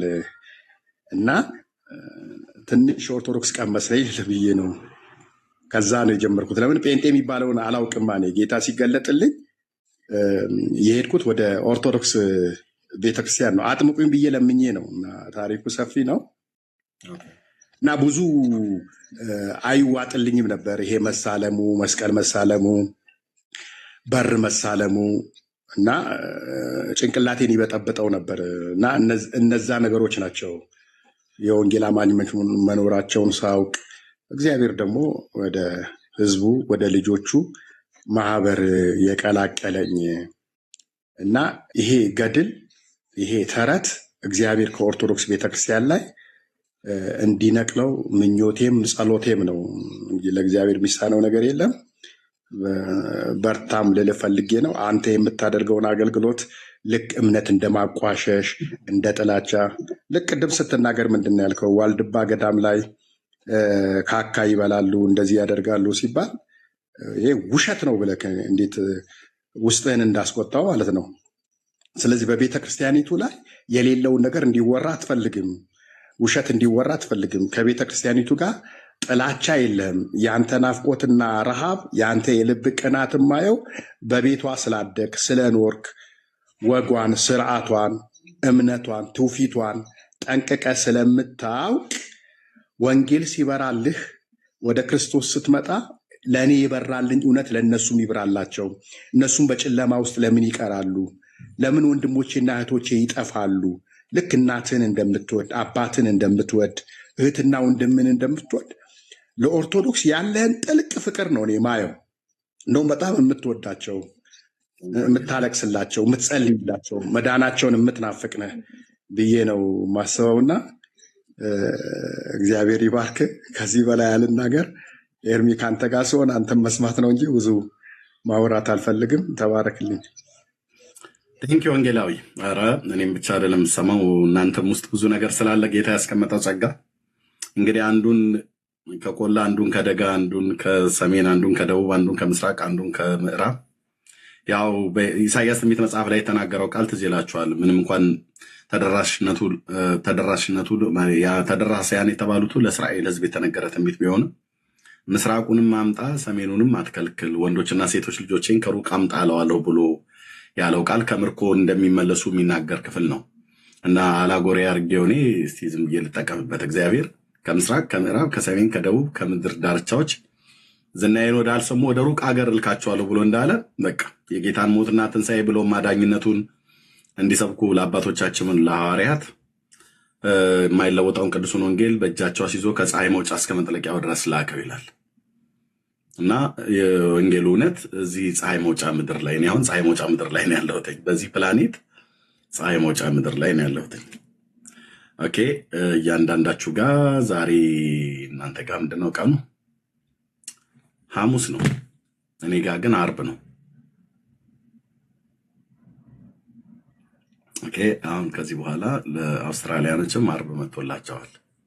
ገና እነ ፊሊፒንስ እና ኢንዶኔዥያ ጃካርታ ምናምን ነገር እነ ደቡብ ኮሪያ ገና አልነጋም፣ እነ ጃፓን ማለት ነው አርብ አልገቡ እና ግን ወንጌል እዚህ ድረስ መጥቷል ማለት ነው።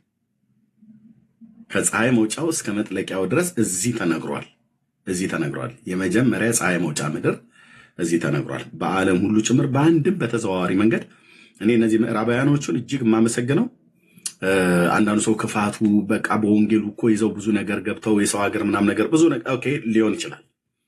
እኔ ግን ከዛ ባለፈ ወንጌልን ይዘው ግን የገቡበት ሀገር ግን በጣም ስለ አንዳንድ ሚሽነሪዎች ታሪክ ስትሰማ በሀገር ውስጥ ያለው ነገር ስታነብ ዋው ልጆቻቸው ሲሞቱባቸው እየቀበሩ ዶክተር ማሙሻ ፈንታ ኢትዮጵያ ውስጥ ስለመጡት ሚሽነሪዎች ሲናገር በቃ ጌታ እግዚአብሔር ይባርካቸው። ለጀርመን ሚሽነሪዎች፣ ለስዊድን፣ ለተለያዩ ሀገራት የመጡ ኢትዮጵያ ውስጥ የመጡ ወንጌልን ይዘው የመጡ ሰዎች በእውነት ልማቱንም ምኑንም ሰርተው እንደው ልማቱንም ክፋቱን ብለው ያሉትን ሰርተው ግን ኢየሱስ የሚያድን ብቸኛ አዳኝ መሆኑን መጽሐፍ ቅዱስ የእግዚአብሔር ቃል መሆኑን አጉልተው ነግረውን ጥለውት የሄዱት አሻራ ግን ምንም እንኳን በንጉሱ በአፄ ሚኒሊክ ዘመን ሚሽነሪዎቹ ጀርመኖች ወደ ኦሮሚያ ክልል በተለይ ወለጋ አካባቢ ላይ በዛን ጊዜ ነው የገቡት ነው ተብሎ የሚታመነው። ኦኬ በንጉሱ ዘመን ሲገቡ የሰሩት የወንጌል ስራ ይበል የሚያሰኝ ነው። መካኒስ ቤተክርስቲያን በዚያን ወንጌላዊ መካኒስ ስለሆንክ ወንጌል ተነግሯል ማለት ነው። አሁን ያ የተነገረው ትውልድ ወንጌል የተነገረው ትውልድ አባቶቻቸው ጌታን አምልከው አሁን ያለው ትውልድ ምንም እንኳን አንዳንዱ ነገሩ ደስ ባያሰኝም ግን ወንጌል ተነግሯልና ጌታን እጅግ አድርገን እናመሰግናለን ለማለት ነው። ቴንኪው። በመጽሐፉ ላይ ቅድም እኔ ከምናገር ይልቅ ቴዲዬን ታች ሲጽፍ ስላየሁትኝ ያስገባሁት ለሱ ነው። አንዳንዴ ሁሉን እኔ አላቅም እና ከኔ ይልቅ ወንድሜን ቴዲን በተለይ እዚህ 80 ያህሉ መጽሐፍ ቅዱስ ላይ አሁን ወንጌላዊ ምናል ቅድም በ1947 ዓ.ም ታትሟል፣ በ80 ዓ.ም ታትሟል፣ በ2000 ታትሟል። የ47ቱ እኔ እጅ ላይ የለም። ቴዲ ጋር ግን በጣም እርግጠኝነት እዚህ አለ። እኔ 47ቱ ሳይሆን የ80ውና የ2000 አለኝ። ቴዲ ግን የ47ቱም የ80ውም የ2000ም ማለት ሶስቱ ማለት ነው።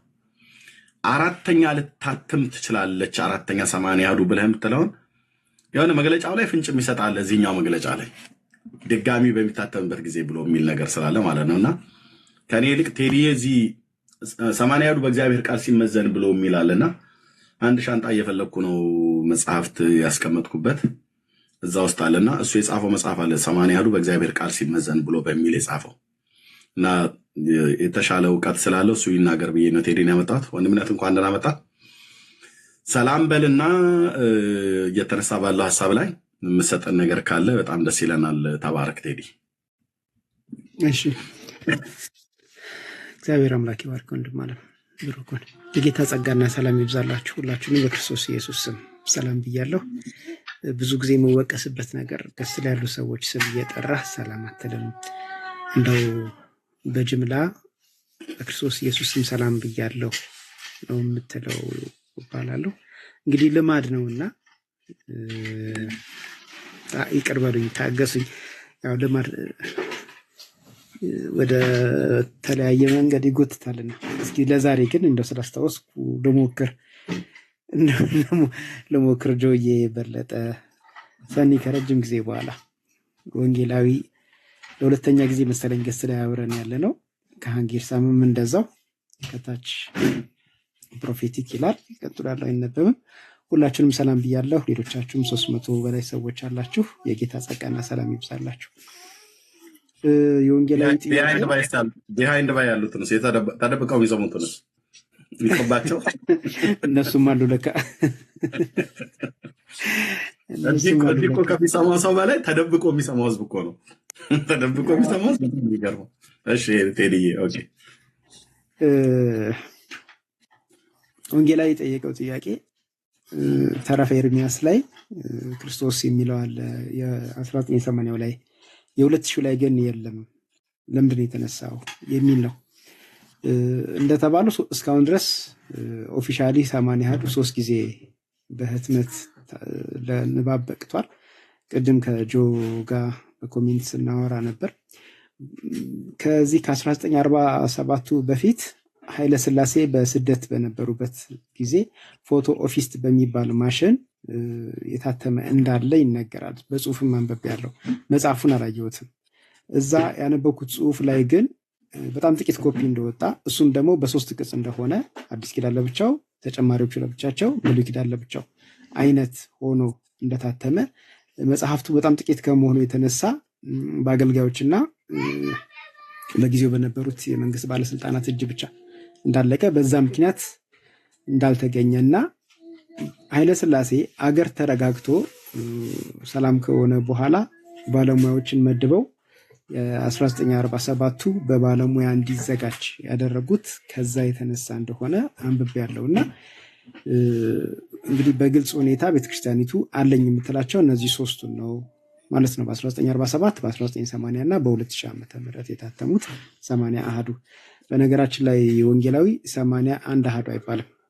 እንደሱ ካልክ 82 ይሆንብሃል። 81 ራሱ 81 ነው። አሐዱን ስትጨምርበት አንድ ይሆናል፣ 82 ይሆናል። ሁለት ጊዜ እንደዛ ስትል ስለሰማሁ እና ወደ ጥያቄ ስመጣ በ1980 የታተመው ላይ ክርስቶስ ብቻ አይደለም። ማርያምን ታገኛለህ፣ ዮሐንስን ታገኛለህ፣ ኢየሱስን ታገኛለህ፣ ስቅለት ታገኛለህ፣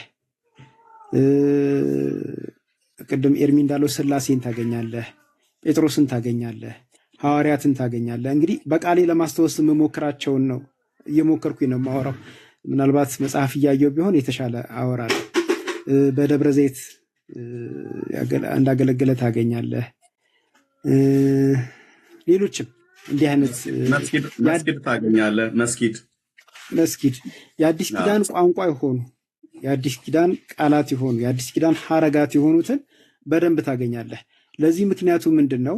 የ2000 ሲታተም ዋና ጸሐፊ እንደነበሩ የሚናገሩ ሰው የሰጡት አንድ ኢንተርቪው ላይ ያነበብኩት የ1980ው አንድምታውም ጭምር ተቀላቅሎ ነው የታተመው፣ ወይም ደግሞ ማብራሪያውም ጭምር ተቀላቅሎ ነው የታተመው። ስለዚህ ማብራሪያው ላይ እንደዚህ አይነት ቃላቶች ይኖራሉ። ለምሳሌ ቅድም መሲህ የሚለውን ክርስቶስ በሚለው እንደተቀመጠ አይነት ነገር እንደተናገራችሁት ማለት ነው።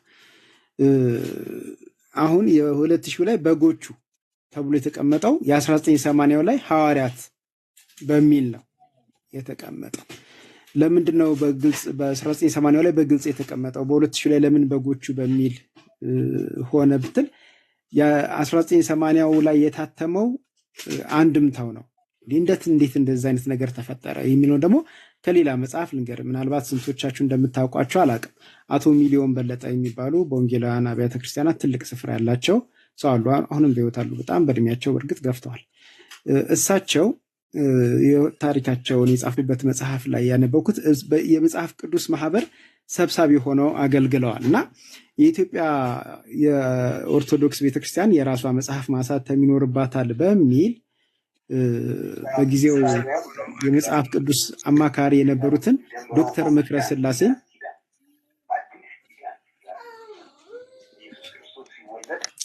ምክረ ስላሴን ሄደው ያማክሯቸዋል። ዶክተር ምክረ ስላሴ ማለት የኦርቶዶክስ ቤተክርስቲያን አማኝና አገልጋይ ናቸው።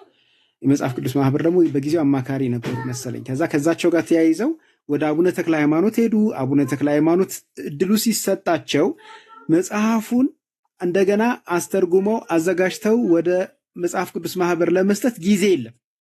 ጊዜ ስለሌለ ከየገዳሙ የነበሩትን ሰብስበው እንደሰጡ ነው የአቶ ሚሊዮን በለጠ መጽሐፍ ላይ ያነበብኩት። በዚህ ምክንያት በአንድምታ የነበሩትን መጽሐፍት ተቀላቅለው እንደገቡና እንዲህ አይነት ቃላቶች ሀረጋት ያሉበት መጽሐፍት ለንባብ እንደበቃ እንደዛ ነው ያነበብኩት። ዞሮ ዞሮ ግን የ2000ም ከዚህ ተጠያቂ አይደለም። ምንድነው ከዚህ ትችት ነፃ አይደለም። ቃል በቃል ኢየሱስ የሚል የ2000 ላይ ታገኛላችሁ። እነዚህ ተጨማሪዎቹ ላይ ማለት ነው። ተጨማሪዎቹ ላይ ኢየሱስ የሚል ታገኛላችሁ እና ሌሎችም አሁን ኢየሱስ ጎላ ስለሚል እሱን ለናሙናነት ነቀስኩ እንጂ ሌሎችንም ቃላት እናገኛለን እና የ1980 ላይ ግን ቃል እነዛ የገቡበት ምክንያት የ2000 ላይ ደግሞ እንዲወጡ የተደረገበት ምክንያት የአንድምታው ወይም ደግሞ የማብራሪያው ተቀላቅሎ የታተመ በመሆኑ ነው። የወንጌላዊን ጥያቄ መልሼ ይሆን ብዬ አስባለሁ። ካልመለስኩ ግን ለማብራራት እሞክራለሁ። ተባረኩ። እሺ ወንጌላዊ ተመለሰል አይደል? አዎ በቂ መልስ ነው። ያ ቴንክ ዩ ቴዲዬ። ሌላ የምጠይቅህ ለአራተኛ ጊዜ ኦርቶዶክስ 80 ያዱ ልታሳትም ትችላለች ብሎ የሚል ግምት አለ? ከመቅድሙ ላይ እንደው ካነበብከው እንደኔ የምጠረጥረው ነገር ይኖራል? መቅድሙ ብቻ አይደለም ኤርሚዬ፣ መቅድሙ ብቻ ሳይሆን አሁን ያለው ተቀባይነት ያን ያክል አመርቂ አይደለም። በጉልበት የጸና ይመስላል። በጉልበት ጉዞ ነው የቀጠለ ይመስላል። በጉልበት ምን ማለት ነው? በቃ ሌላ ስለሌለና ቤተክርስቲያን የኔ የምትለው መጽሐፍ ይሄ ስለሆነ በዚሁ እንቀጥል በሚል የተኬደ ይመስላል እንጂ ምናልባት እድሉ ቢገኝ ይሄ ከጨዋታ በደንብ ይወጣል። ምክንያቱም ተቃውሞ እስቲል በአገልጋዮቿ ተቃውሞ ያለበት በጳጳሳትም ጭምር ተቃውሞ ያለበት መጽሐፍ ስለሆነ ከአንዳንድ ባለ ትምህርት አንጻር ለምሳሌ ቅባቶች አይቀበሉትም እና ተቃውሞ ጳጳሳት መካከል ደግሞ አሉ፣ ጳጳሳት መካከል አሉ። ስለዚህ ለምሳሌ ለናሙና እነሱን አነሳሁኝ እንጂ ሌሎችም የማይቀበሉት ጥያቄ የሚያነሱበት የሚገፉት አሉ። ግን ቅድም ቤካ ቤት ሳወራ ነበረ የመጽሐፍ ቅዱስ የትርጉም ስራ እስኪ በቃ እንስራው ተብሎ ዝም ተብሎ ብድግ ተብሎ የሚሰራ ሳይሆን ራሱን የቻለ ትልቅ ፕሮጀክት ነው። ይሄ እንኳን ወደ 10 ዓመት ያክል ፈጅቷል 80 ያህል። ስለዚህ አሁን እያልከን ያለው በሊቃውንቱ ዘንድና በቅባቶችም ዘንድ ተቀባይነት የሌለው ይህ መጽሐፍ ላይ ነው። እኔም አካል ብዙ ተቃውሞ የተነሳበት መጽሐፍ ቅዱስ ነው። እድሉ ከተገኘ ይጣላል። ሌላ መጽሐፍ ለማዘጋጀት እድሉ ከተገኘ ይጣላል። ተጥሎ ታዲያ እሱን ከጣለችው አሁን እንዳልከው ብትጥለው ወደ ቀድሞ ወደዚህኛው ወደ አባ ተክለ ሃይማኖት ትርጉም ነው የምትመለሰው ወይስ አዲስ ያዘጋጃሉ ብዬ ነው የምፈራው? የኔ ስጋት ነው። በቪዲዮ አለመውጣት ጥቅሙ ይሄ ነው። ነፃ ሆነ ታወራለህ። የኔ ስጋት ነው ኤርሚዬ፣ የኔ ስጋት ሌላ አዲስ ያዘጋጃሉ። ከድጡ ወደ ማጡ የሚሆን ማለት ነው። እንደዛ ይሆናል። ምክንያቱም አንዳንድ ነገሮች እስቲል ለጥያቄዎች መልስ የሚሰጡ አይደሉም። እስኪ ናሙና ልጥቀስ።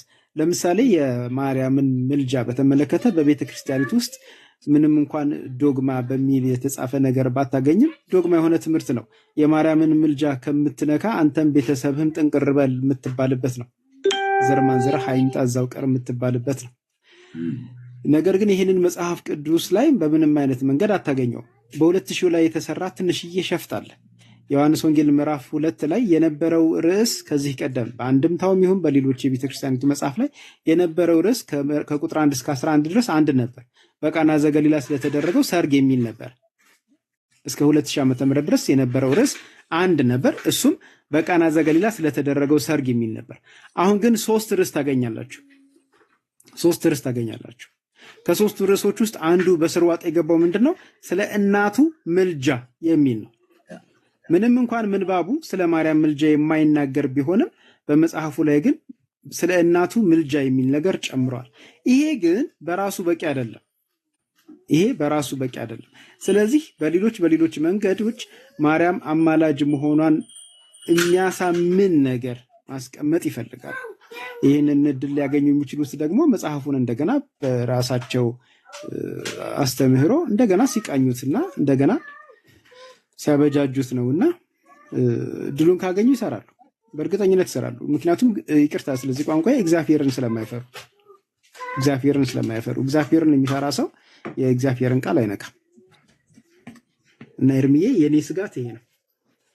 እንደ አዲስ ማለት ነው፣ እንደ አዲስ ሌላ ያርማሉ እንጂ ወደ ቀድሞ ልክ እንደነ ዲያቆን ዶክተር ያረጋል አበጋዝ አይነት ተማጽኖ እንደተማጸነው እባካችሁ አባቶች ይሄኛውን ተዉትና ይሄኛው ውስጡ ለቄስ ስለሆነ የቀድሞውን እንደው ብታትሙልን ምናምን ነገር ብሎ በሚል ሰጥቷል። ስለዚህ ቤተክርስቲያኒቱ የምናየው ይሆናል እንግዲህ የምናየው ነው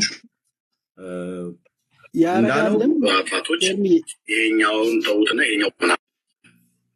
እሺ ሶሪ ስላቋረጥኩ። ያረጋልም የ1980ውን ሪፈር ያረጋው ምርጫ ስለሌለው ነው።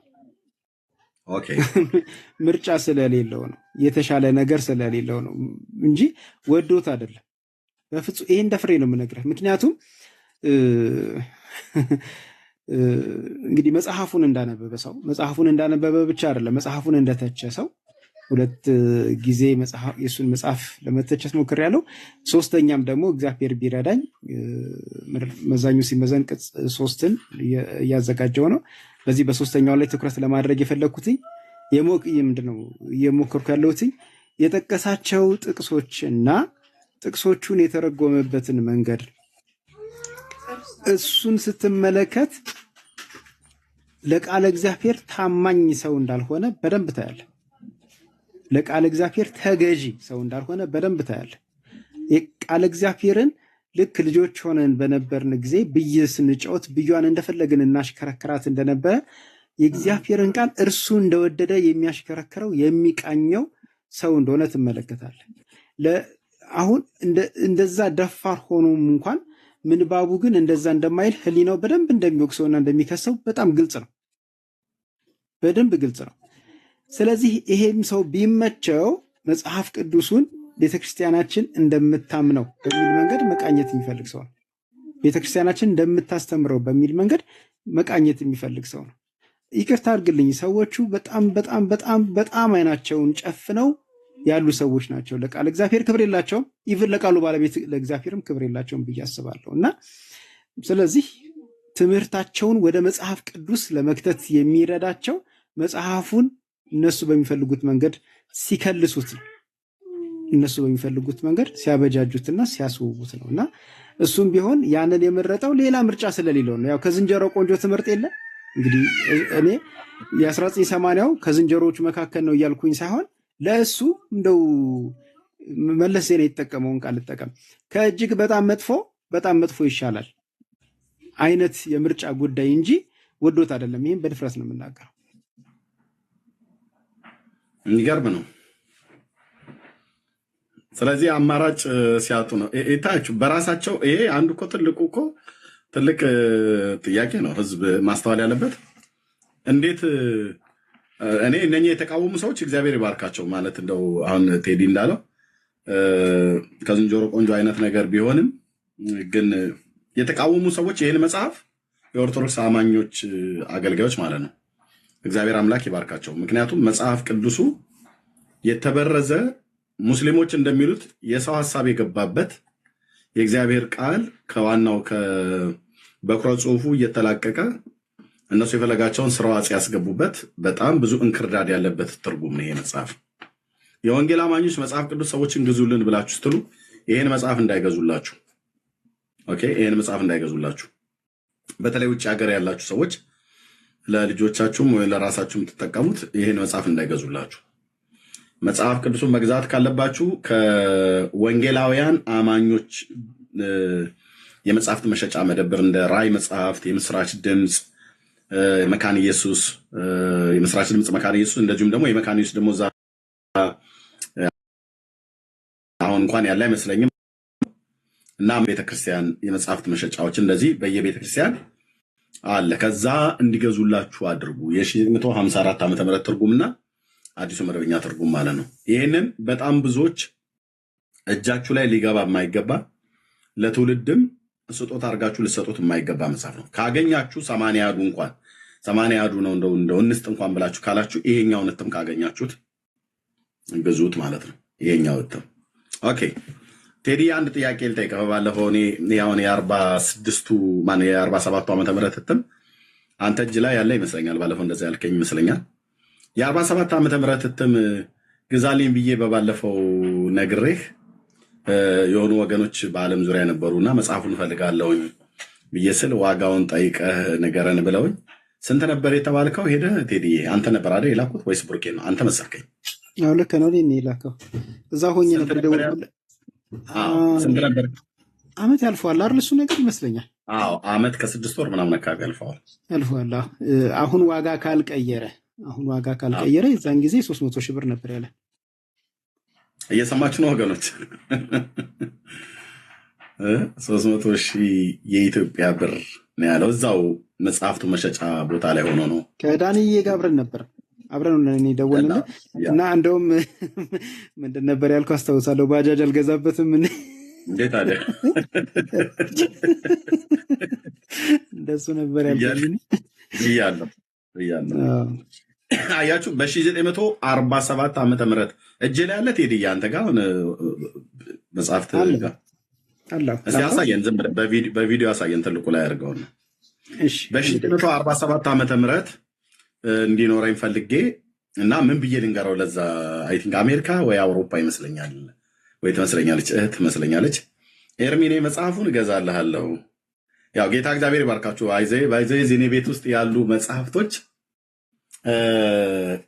ከምጠቀምባቸው መጽሐፍ ቅዱስ ከማገለግልበት መጽሐፍ ቅዱስ ውጪ ሌሎቹ መጽሐፍቶች በሙሉ በእናንተ ገንዘብ ነው የተገዙት ወገኖች።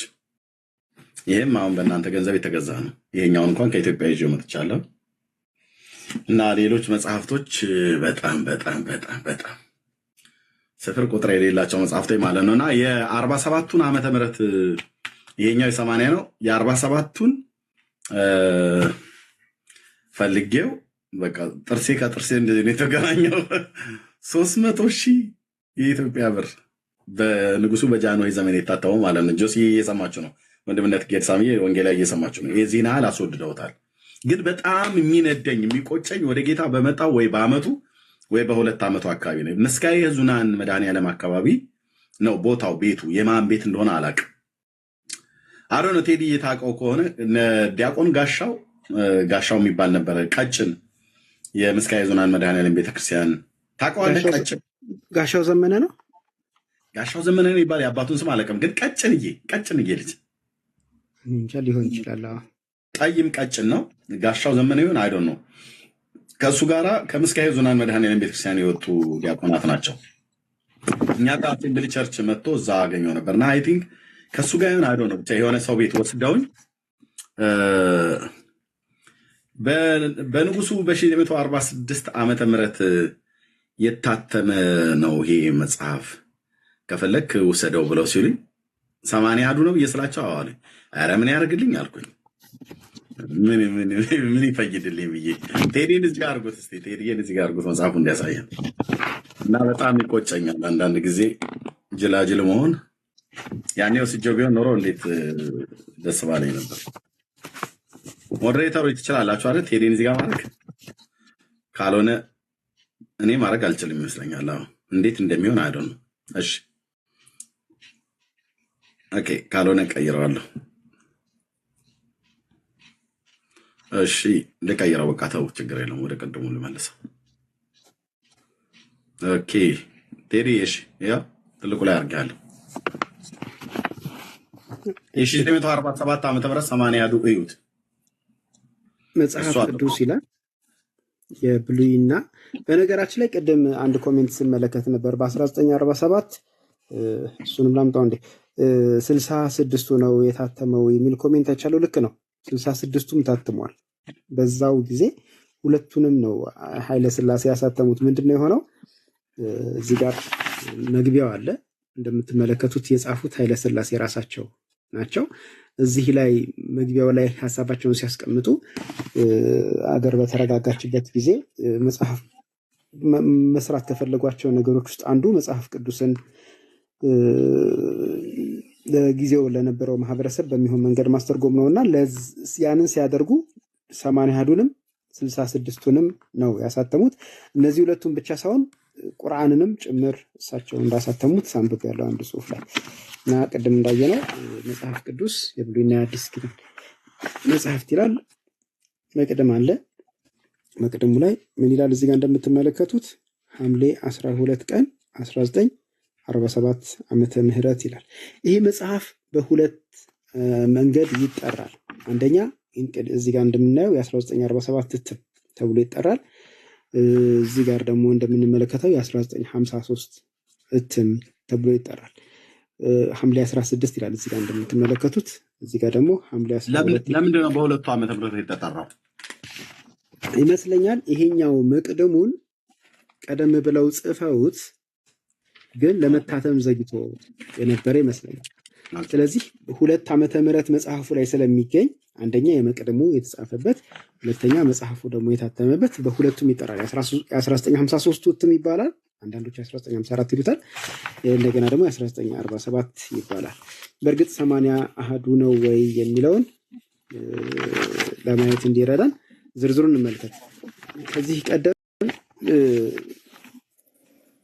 ይሄንንም መጽሐፍ ጨምሬ አንድ ጽሁፍ ጽፌያለሁ። ቴሌግራም ላይ ማግኘት ትችላላችሁ። ነታርነት ያወጣል የሚል በዚሁ በእኔ በራሴ ፕሮፋይል ያለ ማለት ነው። እዛ ላይ በእርግጥ ቤተክርስቲያን 80 አሃዱ አላትን የሚል እሱን የሙግት ሀሳብ ካቀረብኩበት ምክንያት ውስጥ አንዱ 3ቱም ጊዜ ታትሟል። 3ቱም ጊዜ ግን 80 አሃዱ ስላልሆነ ነው።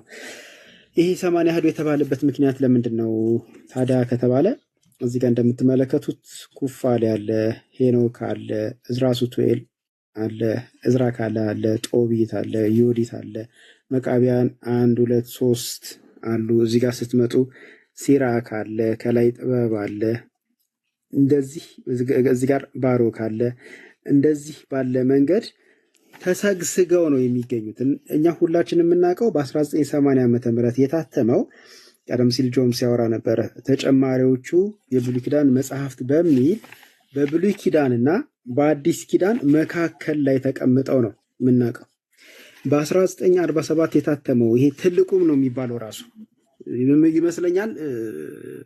እርምዬ የ2000 መግቢያ ላይም እንደዛ ነው በተለየ መንገድ መሰለኝ የገለጹት። ትልቁ 80 አሃዱ የሚል የተለየ ትልቁ ልክ ነው። ይሄን ነው እኔም ራሱ እዛ ምስካየ ዞና ያለ በጣም ትልቅ ነው ትልቅ ነው እና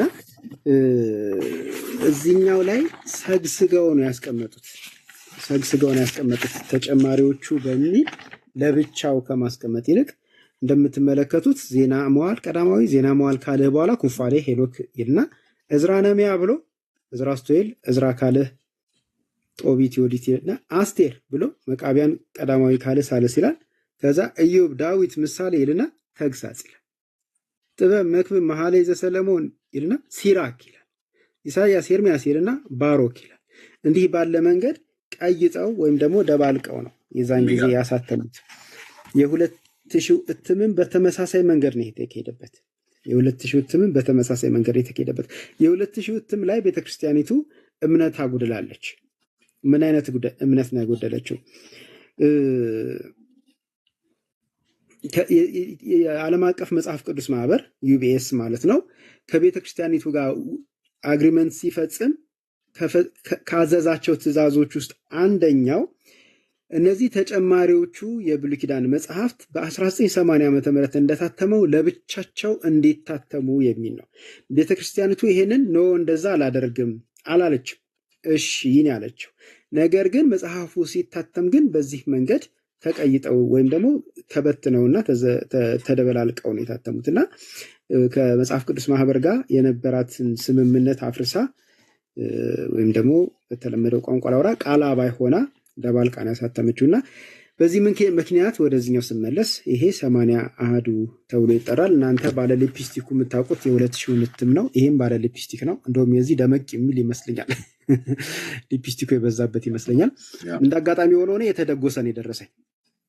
በዛ ምክንያት በጣም ያምራል። ይሄ ከቨሩ የራሱ የማተሚያ ቤቱ ሳይሆን እሱ ተነስቶ በባለሙያዎች የተደጎሰ በጣም የሚያምር ከቨር ነው የደረሰኝና በዛም እድለኛ ነኝ። አሁን ግን ገበያ ላይ በጣም ውድ ነው። መጽሐፉ አለ ይገኛል። እኔ ግን ስርቆት ኃጢአት መሆኑን አውቃለሁ። ዘረፋ ይካሄድ ብዬ ብል የቴዲን ቤት ነው የምዘርፈው መጽሐፉን ማለት ነው። ከዛን ንስሐ እገባለሁ። የሌለ እኮ መጽሐፍ የለም ቴዲ። እግዚአብሔር ይመስገን። በእውነት ጌታ ይባረክ። አሜን። ወደ ርዕሳችን እንመለስ። ምናልባት ኦርቶዶክሳን ከገቡ ቴንኪዩ። ጸጋ እንደው ድጋሚ ግን ቴዲ የምጠይቅህ እዚህ ወገኖች ባላችሁበት ማነው ባሉበት ይህንን መጽሐፍ ስለምፈልገው ማለት ነው ዋጋ ቀንሶ ከሆነ ትነግረኛለህ። ምናልባት አውርደውት ከሆነ ግን ስለሌለ ነው ያን ያህል ያስወደዱት። የሚቀንስ አይመስለኝም ኤርሚዬ። ምክንያቱም መጀመሪያውኑ የተወደደው ህትመት ስለቆመ ነው። አይታተምም፣ ስለማይታተም ነው። የማይታተም ከሆነ ደግሞ ነጋዴው የሚያገኝበት እድል ደካማ ነው። ለምሳሌ እነሱ እኮ የገዙት 500 ብር ሊሆን ይችላል። ነገር ግን 500 ሺህ ብር ይሸጥልሃል። ምክንያቱም መጽሐፉን የትም ብትሄድ እንደማታገኘው ያውቃል። የትም ብትደክም እንደማታገኘው ያውቃል። እዚህ ውስጥ ልጠይቅ እስኪ ምናልባት ከመናገር ደጃዝማችነት ይቀራል ስለሚል እዚህ ውስጥ ያላችሁ የወንጌል አማኞች ወንድሞች እናቶች፣ አንድ ሰው ከወደ አሜሪካ ይህንን መጽሐፍ ላከልኝ። ይሄን መጽሐፍ የአዲስ ኪዳን የግዕዙ መጽሐፍ ቅዱስ ነው ቴዲ እና የተገኘው በዘጠናዎች በሰማንያዎቹ የታተመ ነው አይደል? አይመስለኝም። ቆይ እስኪ ህትመቱ የታተመበት ሰማንያዎቹ ውስጥ መሰለኝ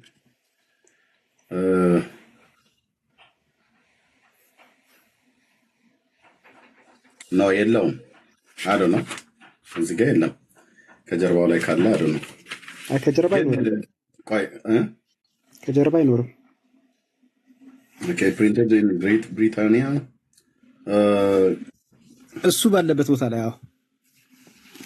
ለንደን ነው ታተመ ብሎ የሚለው ግን የለም። ግን ምንድነው ነጭ ነው ሰውየው፣ ነጭ ነው ሰውየው።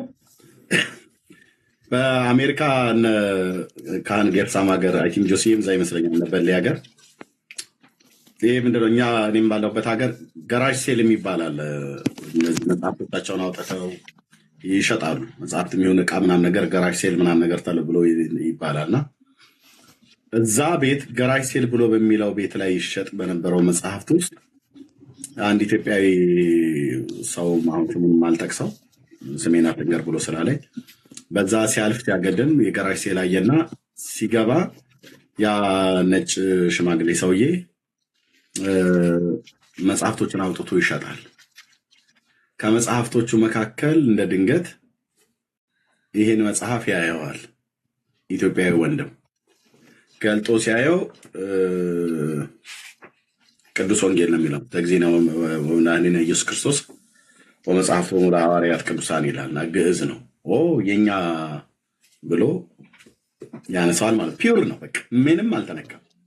የአዲስ ኪዳን ግዕዝ ነው እና ከዛ አየና አነሳው። ከዛ ገዝቶ ገባ እና ግን ሲጠይቀው አይ ቲንክ ነጩ ኢትዮጵያ ሀገር ሄዶ በንጉሱ ዘመን ይሁን በደርግ ዘመን ዘመኑን እንትን አላልንም እና ገዝቶ ያመጣው ነው። እና ምንድነው ልክ እንደዚህ አንዳንዶቹ ገዝተውት አምጥተው ቤታቸው አስቀምጠውት ወይ ደግሞ እዚህ ያላቸው እንደው ከመናገር ደጃዝማችነት ይቀራል ብያልኩት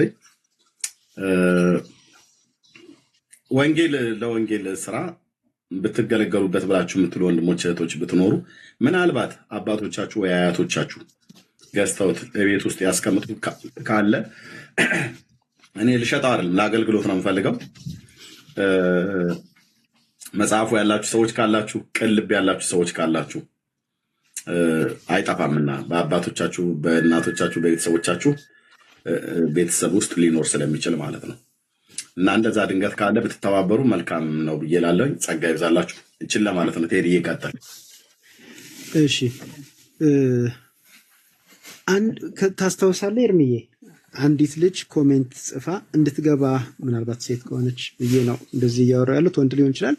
እንድትገባ ኢንቫይት አድርጊያት አልገባችም። ከዛ በኋላ እኔ ገባሁና ደጋግሜ ስጣራ መልስ አላገኘሁም። በቃ በውስጥ አወራሻለሁ እያልኩ በውስጥ ጽፌላት ነበር። ሰላም በላይ ነበረ። ከዛ በኋላ ግን አልመለሰችልኝ። ምናልባት ስለማታውቂያ ሊሆን ይችላል። በ1947 የታተመ መጽሐፍ ቅዱስ አለኝ ኤርሚዬ ልስጥህ ብላ ነበር የጻፈችው። ደጋግሜ አይደለም አንድ ጊዜ ገባሁ እኮ ገስት ላይ ዛኔ ካስታወስ ገስት ላይ ገብቼ እንደዚህ ብለሽ የጻፍሽ እህት ካለሽ ግቢ ልኬልሽ ነበረ ምናምን ነገር ብያልኩኝ አልገባችም። ከዛ በኋላ በቃ እኔ በውስጥ ጽፍልሻለሁ መግባት ፍርተሽ ከሆነ በሚል በውስጥ ጻፍኩላት። ሰላም አልኳት፣ ሰላም አለችኝ። ግን ከዛ በኋላ ኮሜንት ላይ ጻፍሽውን አይቼ ነበረ ለኤርሚ መጽሐፍ ለመስጠት እንደፈለግሽ ገብቶኛል የሚለውን ጻፍኩኝ። ከዛ በኋላ አልመለሰችልኝም። ምናልባት ያቺ እህት ካለች ምክንያቱም ማንም ሳይጠይቅ እሷ ራሷ ነች ያለችው፣ ዘመን ጠቅሳ ነው የጻፈችው ኮሜንቱን። ያቺ እህት ካለች ምናልባት ወንድም ልትሆን ትችላለህ። ይቅርታ ዩዘር ኔምህ ጾታ ስለሚጠቅስ ስላልነበረ ነው። ካለ ወይም ካለች እሷን መጀመሪያ ልጋብዝ እና ላበረታታ፣ ምክንያቱም ሁሉን ነገር ያቀላልና ነው። ካለች አንድ ቁጥር ብትጽፍ ወይም ብትጽፊ፣ ይቅርታ እንግዲህ በሁለቱ ጾታ እየጠራው ነው። አንድ ቁጥር ብትጽፊ አሪፍ ነው። ካልሆነ ግን አሁን መጽሐፉ ስንት ብር ነው የሚለውን ደፍሮ መናገር አይቻልም። ምክንያቱም አመት በጨመረ ቁጥር ዋጋ እየጨመረ ይመጣል የሚል ስጋት ስላለኝ ማለት ነው። አመት በጨመረ መቼም ቢሆን አልገዛውም፣ አይቀንስም። ከዛ ምናልባት የደከመ ያገለገለ ነው እዛ ሀይ የጨመሩት ነጋዴ ነው እንደሱ የሚያደርገው ኤርሚዬ። ነጋዴዎች ለምሳሌ አሁን የ1980 መጀመሪያ ስገዛው እኔ 4 ብር ነው የገዛሁት። ከዛ በኋላ አንዲት ልጅ ተውሳ ወስዳ አስቀረችብኝ። እንደገና ደግሜ ስገዛው 170 ብር ነው የገዛሁት። አሁን ግን ጥሩ ዋጋ ከተጠራለት 15000 ብር ነው።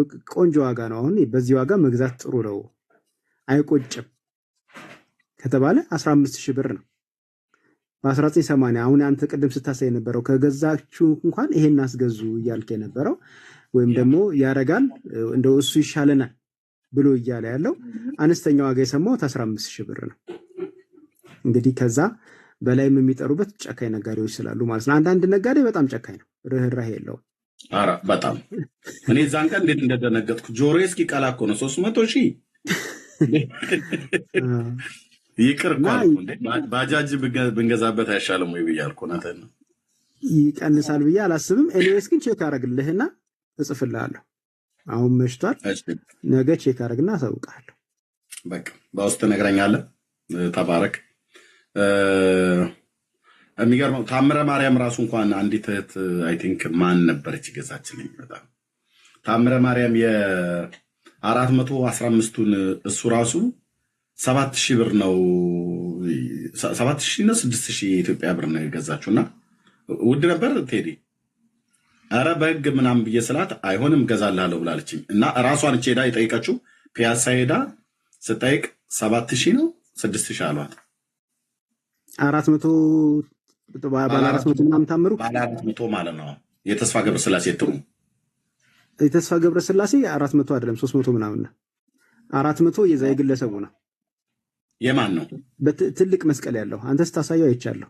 ኖ እሱ አይደለም። የገብረስላሴ ብርሃኑ የገብረስላሴ ብርሃኑ ነው 400 ነው። የተስፋ ገብረስላሴ ነው እንጂ ያኛው በተስፋ ገብረስላሴ ማተሚያ የሚታተመ ነው የሚለው 402ቱ። አዎ የ402ቱ ነው። 400 ስንት? 402 የተስፋ ገብረስ። እሺ እንደሱ ከሆነ ብዙ አልበሏትም። ይሁን ጥሩ ነው። 5000 ብር ነበር። 6000 ነው 7000 ብለው እንደዚህ ገዛችልኝ። ይቅር ብዬ ስላት ሴቶች ሲሄዱ አያውቁም ብለው ስለሚሉ ያታልሏቸዋል። አዎ እና ኧረ አይሆንም ማለት 2 ጊዜ ሄደች። አይ ቲንክ ሁለቴ ማለት ደውሎ ጠይቆ ነው ዋጋ የጨመረባት። እና አረ ነው እዚሁ ትኖራለቻችን እኔ ስላላስታወስኩ ነው። እና ጌታ እግዚአብሔር ይባርካችሁ። ግን ከዛ በኋላ በቃ ዝም ብለው ሰዎች በተናጥለ ሄደው መጽሐፍ ከሚገዙልን በአንተና በዳንዬ በብሩኬ በኩል ያደረኩትኝ እናንተ መጽሐፍቶችንም ስለምታውቋቸው እንዱም መርጌታንም ጨምሬ ግን አንተ ሞር ቴዲዬ ነው ገዝቶ የሚልክልኝ በጣም ሞር ብሩኬና ዳንዬ ጸጋ ይብዛላችሁ። ካገኘን አገኘን፣ ካላገኘን ችግር የለውም። ተባረክ ቴዳ። ኦኬ ወደ መራገራችን እንመለስ። እሺ ጌርሳምዬ እንኳን ደህና መጣ። ሰላም በል። ከዛ እህትየው ሰኒ መቅደም ሰላም ታያለሽ። ኦኬ የቀኖና መጽሐፍት ላይ ነው እያወራን የነበረው።